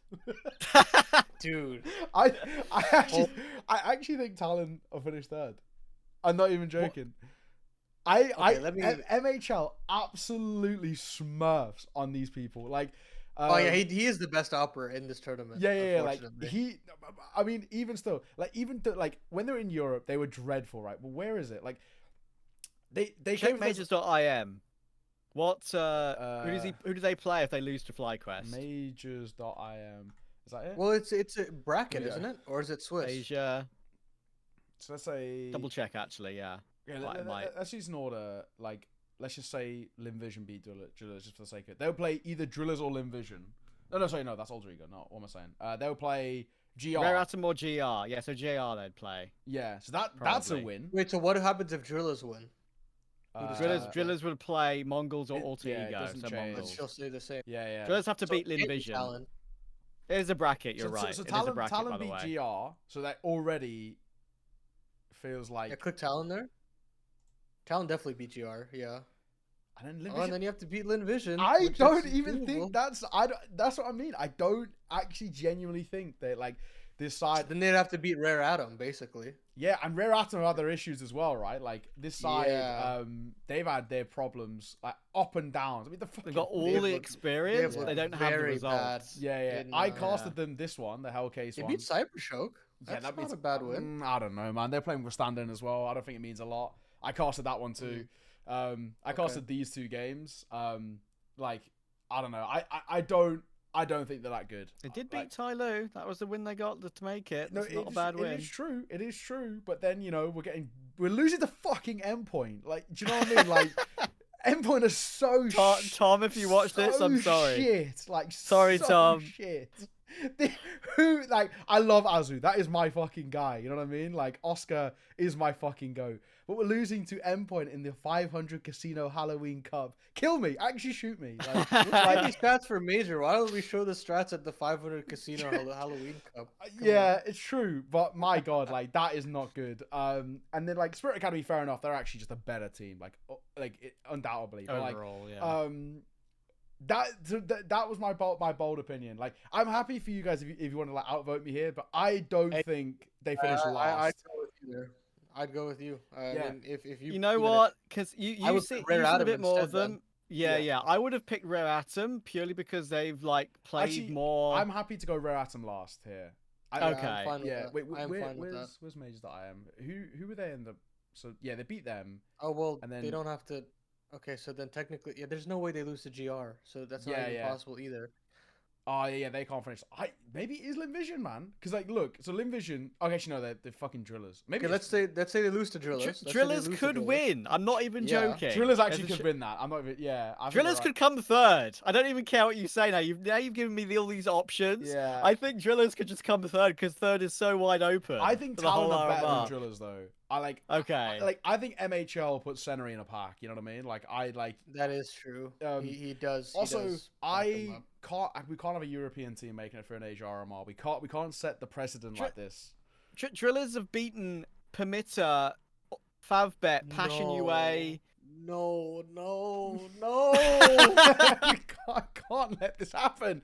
I can't let this happen. Not in 2024. Out of principle, I can't put them. I Third. know, I'm I sorry. can't. I Out of actually can't. principle, I can't put them. I'm putting my third, foot even down. though they might actually be the third best team. I'm I putting my foot refuse. down. I can't let them go through. I Okay, can't let a okay. European team get through an Asian RMR. It just doesn't sit right with me. Okay, let's say Drillers win. Then Limvision play Alter Ego. Like I said, Alter Ego kind of vibes, right? So if Alter Ego win that, then So the Lin Vision take is not bad. that's what I The mean. Lin Vision last is not a bad They take. have looked kind of shit. That's what I'm saying. I actually think I think Limvision. Check the bracket on HLTV. Look at it there. I think it looks better there. I think Limvision have a worse. Okay, here There we we go. go. Okay, let's say they win. Limvision then play the loser of Alter Ego Mongolz. Okay, this is the very good argument for Alter Ego here. This is the other option, right? This is an incredibly good argument for Alter Ego. I just think the logo is funny and it's kind of a weird team, but they should lose to Limvision. They should, but okay, if I'm being completely honest, I think the better argument here is actually got Alter Ego. As much as I like this team and I think it's funny, and then I would say these two, and then it's this fuck. But I can't do it out of fucking principle. So I'm sorry. I think this is it. I think this is it. I can't allow Drillers to make Wow. it through on principle. Okay, I really do think Talon have been so terrible that I agree. Like that I would pick Atom or Envision over them, maybe even Drillers over them. But you know what?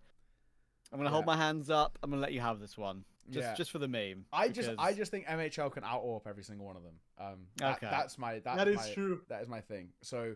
He's And also, the best. Actually, 910's the best opper, but I think he's second best. Yeah, second best AWPer. Yeah. Second best AWPer in this qualifier, like hands down. Sorry, Alistair, like it's not even close. So like that's how I was Even going. after the ESL Challenge Atlanta Atlanta Grand Challenge Final.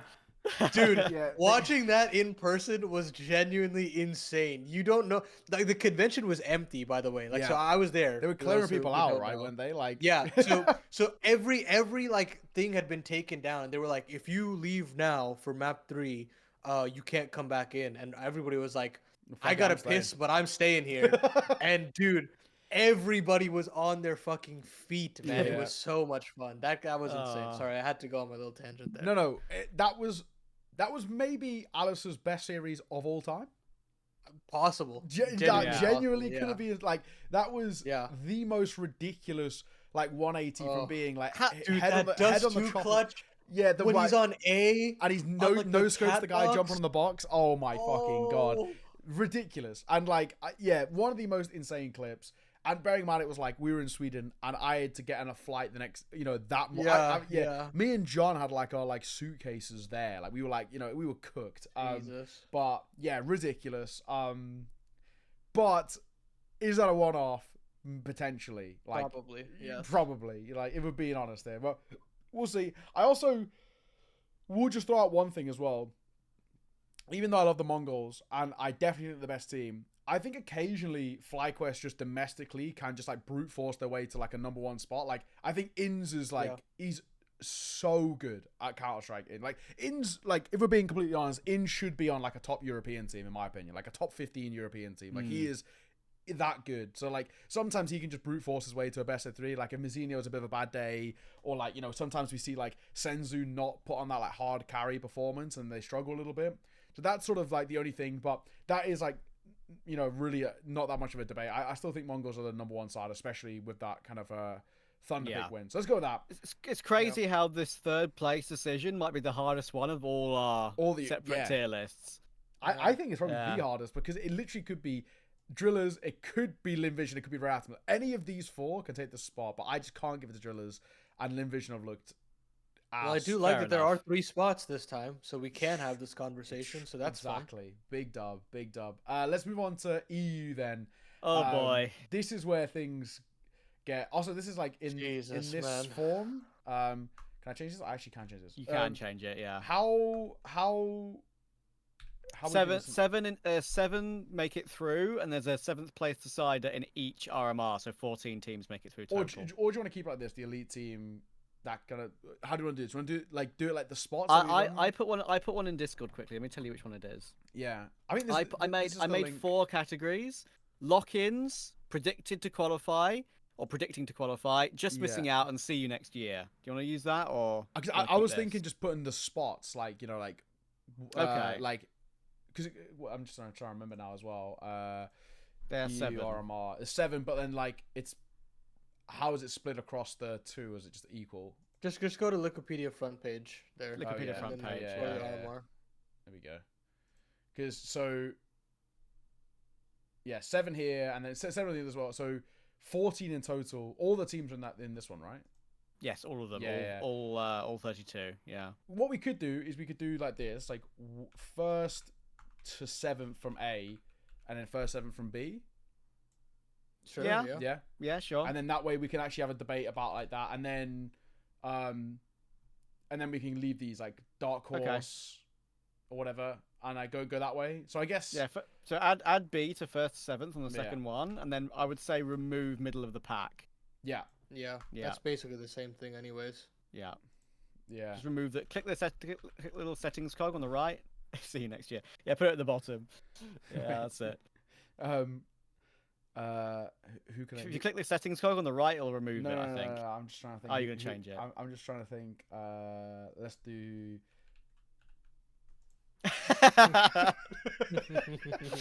No, honestly, real. Though. It is real. So for see you next year, I think I'm putting Unity in there. Yeah. I'm putting Rebels in there. Power Vision are going in there. There's a lot of dog. I think Sashi. Sashi, yes. TSM for me. I think as well. TSM. Wait, how many are in this GL one? as well. Yeah, I'd probably actually agree. Well, technically, it can be anything but 14. Like, we just need to put 14 at the top. Okay. Yeah. 14. Yeah, in 2 separate columns. Let's go. Okay. I would put Bet Boom here. Oh, That's all I'm gonna say. 100%. I 100% agree. I really don't like Bet Boom side. I agreed too. And then the easiest potential dark horse ever. Yes. Eklot, I would also put out. Yes. Yep. The easiest potential dark horse is Passion UA. Are fucking goats, right? That is my dark horse kings. And I think I put in Bait after that as well. Yeah, I like Bait. I think they look great. Those 2 there are perfect, I would say. I actually think Sangal. I really fucking like Jota. Well, we can move these guys. Yeah, we can move these guys into the actual one. If we want to put the dark horses there, then move them into our 1st and 7th once we made the decision. So I think like this. Who else I'm missing? Anyone else? Yeah. Put Aurora and see you next year, by the way. Yeah, Aurora. Yeah, that team is dead. That team is dead. I think. Sorry. I mean, 9 pounds might actually make it.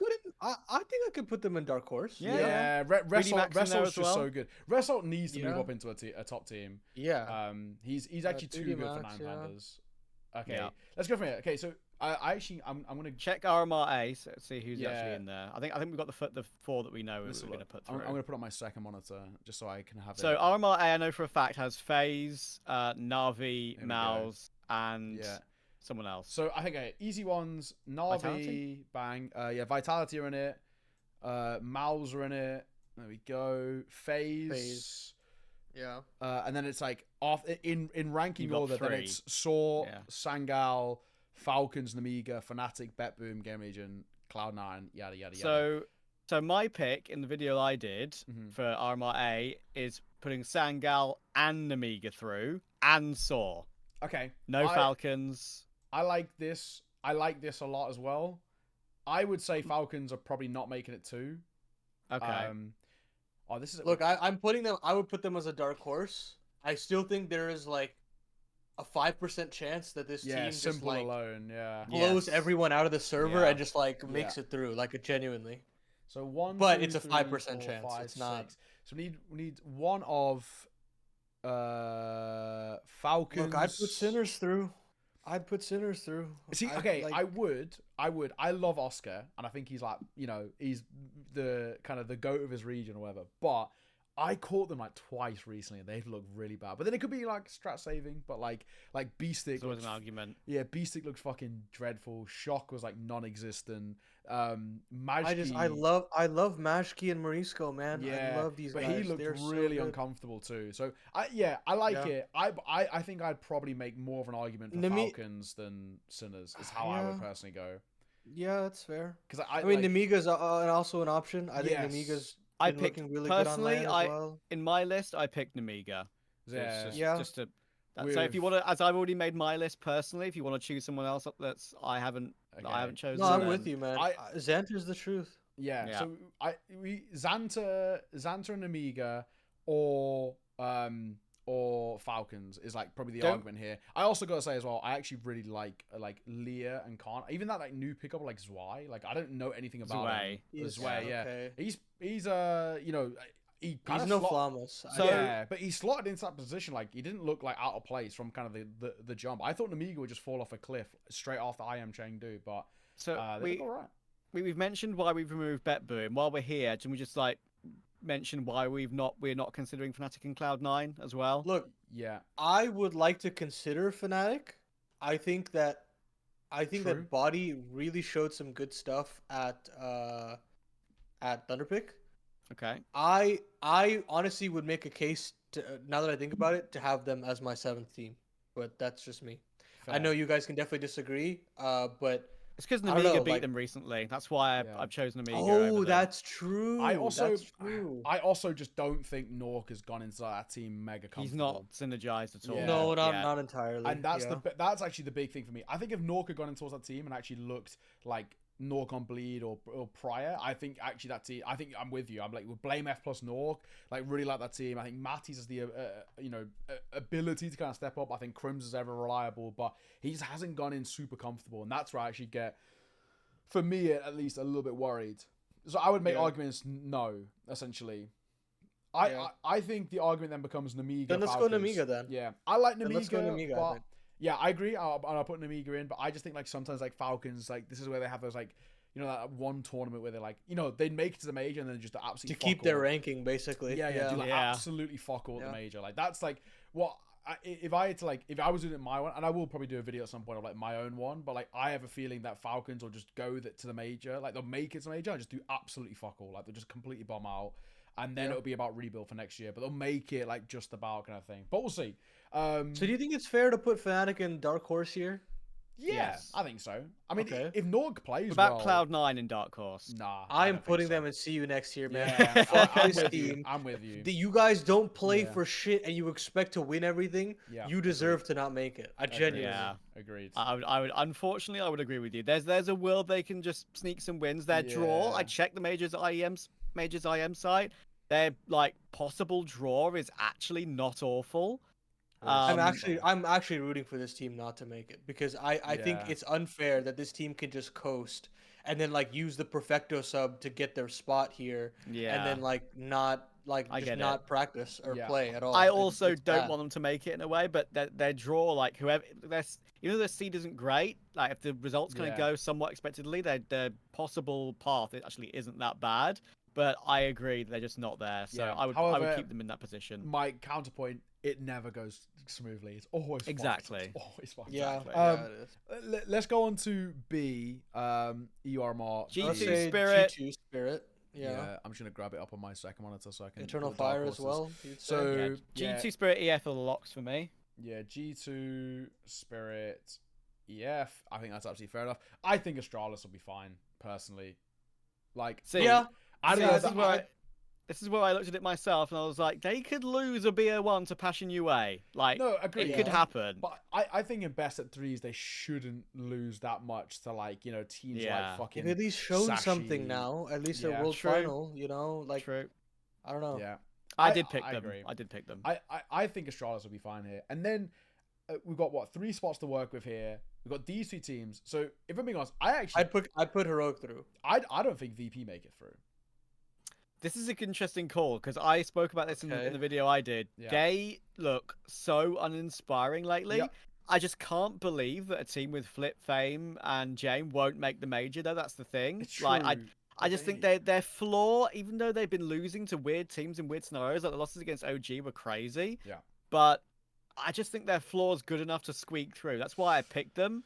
Yeah. But the thing is, I pick Bait or Passion over them. That is what I'm thinking, because That's this RMR B is 10 times harder, in my opinion. Like, you've got 3 slots available in RMR A that I feel like are up for grabs with the Sangal Sword and Amiga pick. In RMR B, the Dark Horse list goes on and on, right? Like, even a team like, I'm just looking in our See You Next Year list. I think Paravision are in that group. Like, they could just have an Art Frost / Patsy pop-off game. It's been happening lately.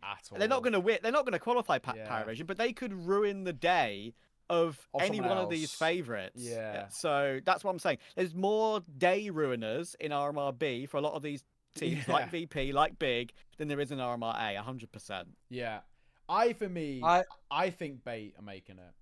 Yes, I agree. love Bait. I think Bait is my team. I think Sinners misses. Sorry, not Sinners. Passion UA misses out. I think they'll get to 2-2 and they'll lose. Yes. Unfortunately. Yeah, and I think VP scrapes through. You think? I actually think Big have a decent chance. Big are gonna find a way to lose, man. They will find a way to lose. This team looked so good at Thunderpick, and then that final BO3 to qualify. I don't know what happened, dude. They won the first map, and then they were 10-7. It was 10-7 they were like up by so much. Yeah. They fell off an absolute cliff. Yeah. It was awful. They lost map 3 13-1. Yeah. Yeah, I think this team could look better. I think this team could look better than Bait, genuinely. But they will find a way to lose. That's the thing with me. I really do like the pickup of Rigon, though. I think it's such a good upgrade, and I think Crimbo is so it's great. They look the best they ever have when they're on form. Genuinely, Searson looks so good these days. But I think you're right. I think unfortunately, like as much as like VP, first of all, I hate watching them, and then also they're just super as Trav put, uninspiring. I think they've probably got a better chance of these 2 here. Just like squeak through, I think. Yeah, like, that's what I'm thinking. This situation. I think probably the way I would put it is that like I could see a world in which like I could put them as dark horse, big as dark horse. Oh yeah, that's what I meant. Yeah. So I could see a world in which like a Bait doesn't make it as well. Cause just remember, Bait have the worst record of any team ever when it comes to qualification games to the major. They've gone 2-0 up in the last 3 RMRs and lost 3-2 in every single one, including but they played lands this time. Finally, true. That is true, right? But I could see a world in which, for example, like either a Bait bottle it and then a Big are the ones that squeak through, or something along those lines, right? So that's the one that I'll throw out there as a maybe for Big's sort of saving face for them. I do actually kind of like this team a lot. I just really like Crimbo more than all. I think he's too good for Big, if I'm being completely honest. But so the one difference in my choices is that I had 3D Max over Bait. Just because they've been more consistent than Bait have. Dude, even though I want to pick Bait, I don't care about the results. I don't care what they do. I swear they just look so boring. They're just so boring. I don't like this team. I don't like them. I think Maka is also like a player that just falls off a cliff when there is any sort of pressure, and I don't think they had any pressure at Thunderpick. But maybe it's outdated. I mean, they've won a LAN, sure.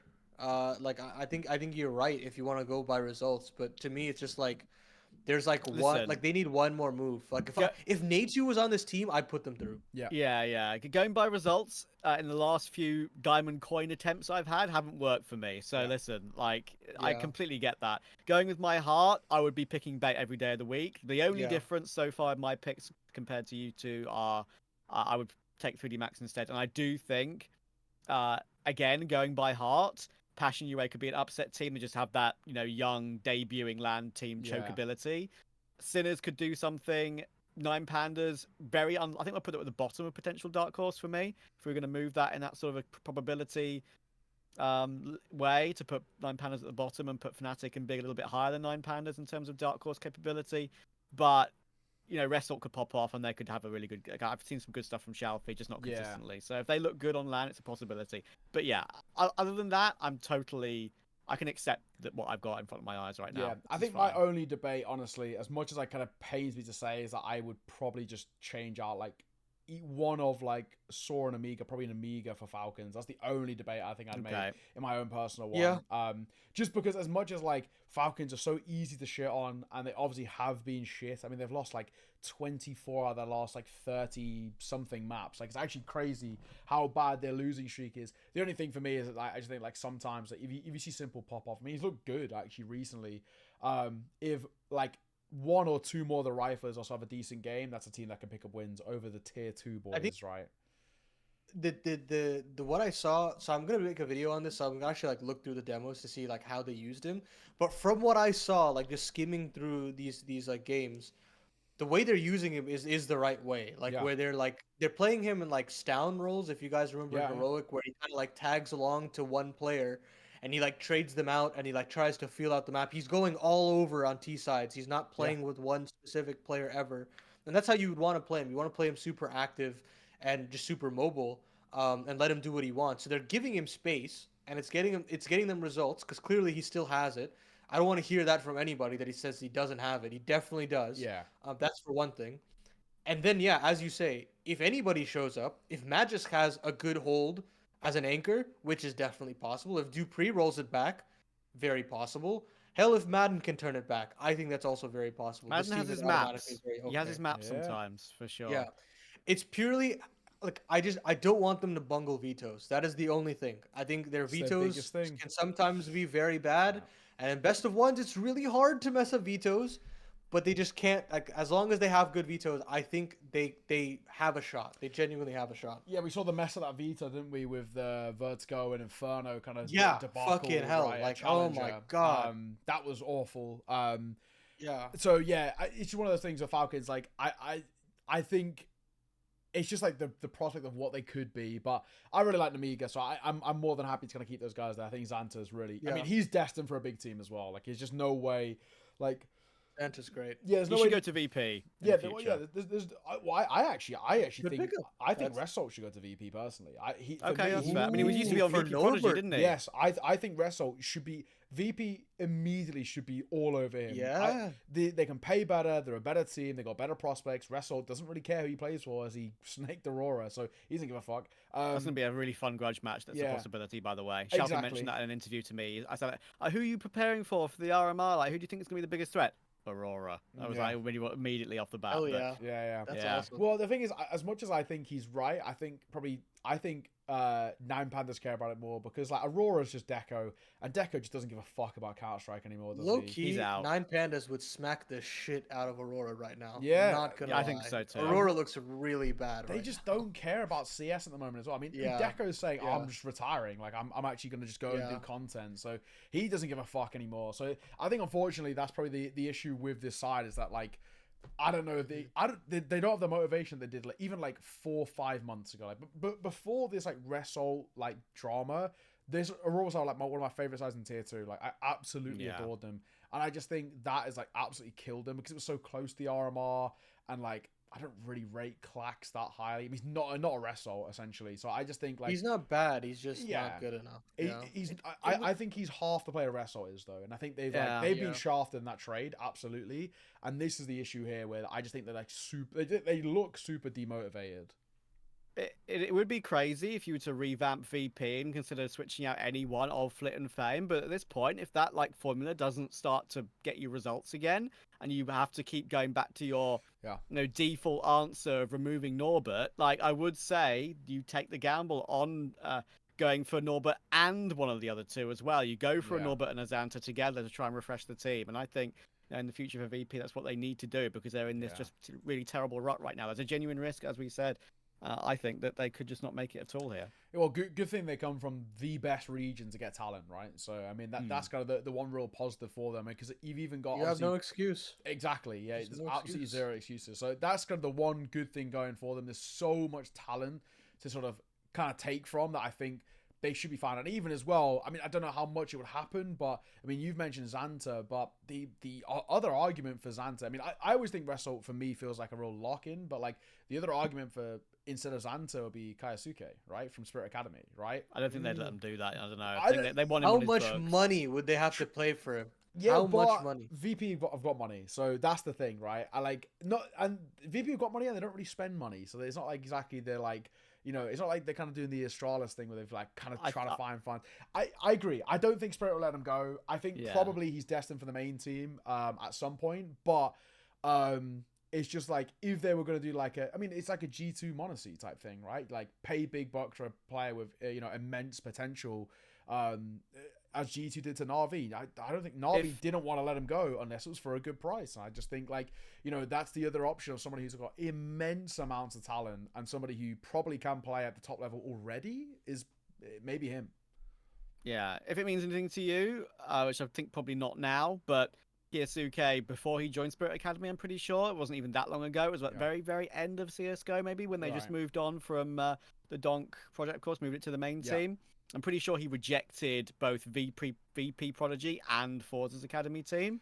So he realized the Spirit project is like 10 times better, which is the right call at the time. Yeah. And still now, even to this day. They're on the verge of the top 30, for goodness sake. So like I don't see a reason. 39th, 38th or something. Yeah. So with Spirit's current issues with the main roster, I think Donk and Kyosuke in the same team would still be absolutely stupidly ridiculous. Yeah. But there's a world in which they make that call, like genuinely. Yeah. Who is it who calls Spirit Academy again? Is it Cypho? I know this. Let me double check the team so I remember. Cypho, Alcarin, Mokajin, Robbo. Yeah. Because the other one who's actually an immense talent, that Robbo kid is ridiculous. He is. I think he looks like Robo. I think he's good. Oh, is he? Well, he is, and he is a fucking talent, mate. He is so good. I don't know, like, I don't really know what it'd be like at the tier 1 level, but he is seriously good. Like, even like just in terms of the mechanics, is like it is Robo. It is Robo, yeah. Okay, well, I'm like, not that I'm saying he's like ready to step up at all, but like the couple of the games that I've caught, granted, like it's not this it's a small size pool. I've caught like I think I maybe cast like 3 or 4 games of theirs, but like a lot of them, like Robbo also steps up in big ways as well. Like he is like his impact looks really good. Granted, that could just be like I've just caught good moments of him. I haven't done any deep diving into demos, but he looks pretty sick. And obviously he must be calling well. I didn't even know he was calling, so he must be calling well if he's I think if they're winning a hell of a lot. A lot of credit to that roster, I've got to say, for both of the last 2 Spirit Academy projects. Has to go to Sotvic. He's been a long time player, was playing with them for a while, now coaching. Like he's behind quite a lot of all that. So yeah, a lot of interesting stuff for the future. I think VP, if they bomb out of this major / RMR, they don't make the playoffs of this major, I think they do go hard on some fresher talent for sure. His scouting's been like unbelievable. So like, credit where it's due. I mean, they were on like a streak at one point. It was like, I think when I was doing them in Hellcase, they'd like lost 1 out of the last 15 best of 3s, like something inside. I think Na'Vi Junior are actually pretty similar. It's like 2 out of the last 14 or something. But I mean, Na'Vi Junior also have their own pool of talent. That Makaze kid is pretty sick. I think the rumors are that he's a bit of a tilter and he has like some kind of mentality issues. But when you're winning FPL, you can't be mentally sane. You have to be like a nutcase if you're playing that many games of Counter-Strike. So I think probably that makes a bit of sense. But he's seriously talented too. So I don't know. There's a lot of talent coming through. We'll have to see sort of how things pan out. But I think that more or less wraps things up. We can finish off with what we've got coming up. Trav, you want to start us off? What's on the docket, I guess, now? Probably until the next podcast, which is going to be post-major. So it might even be... I think, if you think about it, like, realistically, our next podcast might actually be just towards right at the end of the year. Like, by we'll do our year's time. Our yearly recap, probably, Recap, yeah. We've got, I think, for me, I think I only have like 3 or 4 days left now. I've got some Hellcase Cup casts. I've got some Compass casts. I think November 11th, which is a week from now, as we record, 11/11/2024, will be my last cast of the year. So I've had as I said earlier, like I've had my busiest year yet, so very happy with that. Then I'll focus on doing, I've already put out an RMR video today, then I might do some videos for the pick'ems, of course, try and sort out the diamond coin decisions. And yeah, I'll just be taking in all that RMR content and stuff. Maybe try and force myself to do some more as well. Maybe hop on some other shows, see what I can find, see if I can poke some people, because that is the best thing to do over the major cycle. And yeah, I'll probably try and play some sport and stuff IRL, and nice. Yeah, just have a nice little bit of a chill and take it all in as much as I can, because this is going to be a big event, and relish it as well. I said this in my video. Relish this RMR, especially. The major is going to be probably pretty good, but the RMR especially, the fact that this is one of the last times we're going to see all these like built-up emotions, pent-up, all these things inside that you feel at RMR when you're in that one match away from qualifying for a major and possibly changing your career path as a whole. The 7th place decider matches in 3 of the 4 RMRs we have, they're going to be incredible to watch, I think. Annie, what have you got for us? I mean, I'm so with you. It's going to be probably one of my most anticipated event of the year, behind Cologne probably. There's just nothing like it. And again, of the Americas teams, like in North America especially, every broadcast I'm on in North America, at least in the last 2 to 3 months, have all been discussing their chances at the RMR. Did they make it? Did they not make it? Things like that. And it does really mean a lot in terms of shuffles as well. And I think we're on the cusp of something really, really exciting. So I don't know. There's something different about this RMR for sure. But I'm looking forward to it. As far as things going in the broadcast space, out of nowhere, I'll be at ISF. So super excited to be back with Neo. We haven't worked on a LAN since conference, which has been like what, 2 years, 3 years at this point. Genuinely insane, but looking forward to that. That'll be a lot of fun in Riyadh. And then I finally have ideas that I'm really excited about content wise, and now that I'm done with a lot of my exams, I'll be hitting that content side of things a lot more. So as I mentioned earlier, that simple video, I definitely want to get that out at some point, and then I'll probably have an RMR video for America specifically. A bit of a deep dive into the Americas picks with Cole at some point. So look out for that. So I think in general, trying to get myself busy in a season where there isn't much going on will be very interesting. There we go. For me, as Paladin mentioned, we'll be doing ISF together. Should be very, very good fun. I'm looking forward to it. I did kind of mention on Twitter, I did have the opportunity to do the RMR, but I'd already signed a contract for ISF, so I just, I don't want to be one of those people who backs out of a contract. I just think it's not good practice. I think, I respect. I'd signed it already, and also I guess a LAN ISF rather than, because the RMR's online from home. So, and chance to work with Paladin, it's always good fun, right? I think, I was going to be on Asia, and the chance to work with Paladin on LAN is, it's a rare opportunity to get to work with my friends. So, happy to kind of do that. So that'll be fun. And that'll actually be my last CS broadcast of the year. I will also most likely, I mean, I don't even really, this is like a leak or whatever, but it's not really. But I'm probably going to be doing the Crossfire Major, I think is going to be the case. I've been asked to do it. I'm just kind of trying to figure out negotiate rates and stuff, but there's no talent announcement for that, so I can happily mention it because they don't ever do them. So and only the loyal fans that watch 2.5 Talent will get these juicy scoops. I feel like we leak everything in these last 2 minutes, and if you are a true watcher, you'll get all the leaks, all the juicy details. There we go. Yeah, could have been doing the RMR. I'm going to be on the Crossfire Major out in China for 2 weeks. Hence why the podcast probably at the end of the year is going to be after Christmas, because I'm first 2 weeks of December I should be in China, most likely. I think it's just about figuring out the semantics at the end, but of the contract and all that. But yeah, that is basically it for me. I think my last online broadcast is rapidly approaching. I'm just checking now. I feel like I've got one more day, and it's Hellcase, which is Wednesday. Wednesday is my last online broadcast of the year. Wednesday the 6th. I'll be doing some Hellcase for the final time doing online broadcast in 2024, which is kind of crazy. Thankfully, busy circuit next year. We'll touch on all that at the podcast towards the end of the year, but hopefully, touch wood, a lot of work for the boys as we head in towards that one, but you'll all find that out as the podcast rock and roll. We've been doing this now for a good couple of years as well. I think this is our 20th or 20-something episode, so we're one of the very few podcasts, I have to say, that has actually kept going, even though we're not consistent in terms of when we do it. We're busy guys, right? But we've kept it going. So not many people can say that. Many a podcast have come and gone, have started and failed immediately. So not us. But yeah, that is basically it. Thank you for joining us as always. If you're over on Twitch, go and check out the boys. The ats are below there, and that one is correct. They're updated. Well. Yeah, they're updated. You're updated over there as well. You can see Paladin CS2, Trav CS as well. If you're on YouTube, their links are going to be down below. Subscribe, all the shit that you normally do as well. Thank you for joining us. It's been an absolute pleasure. And until next time, Take care.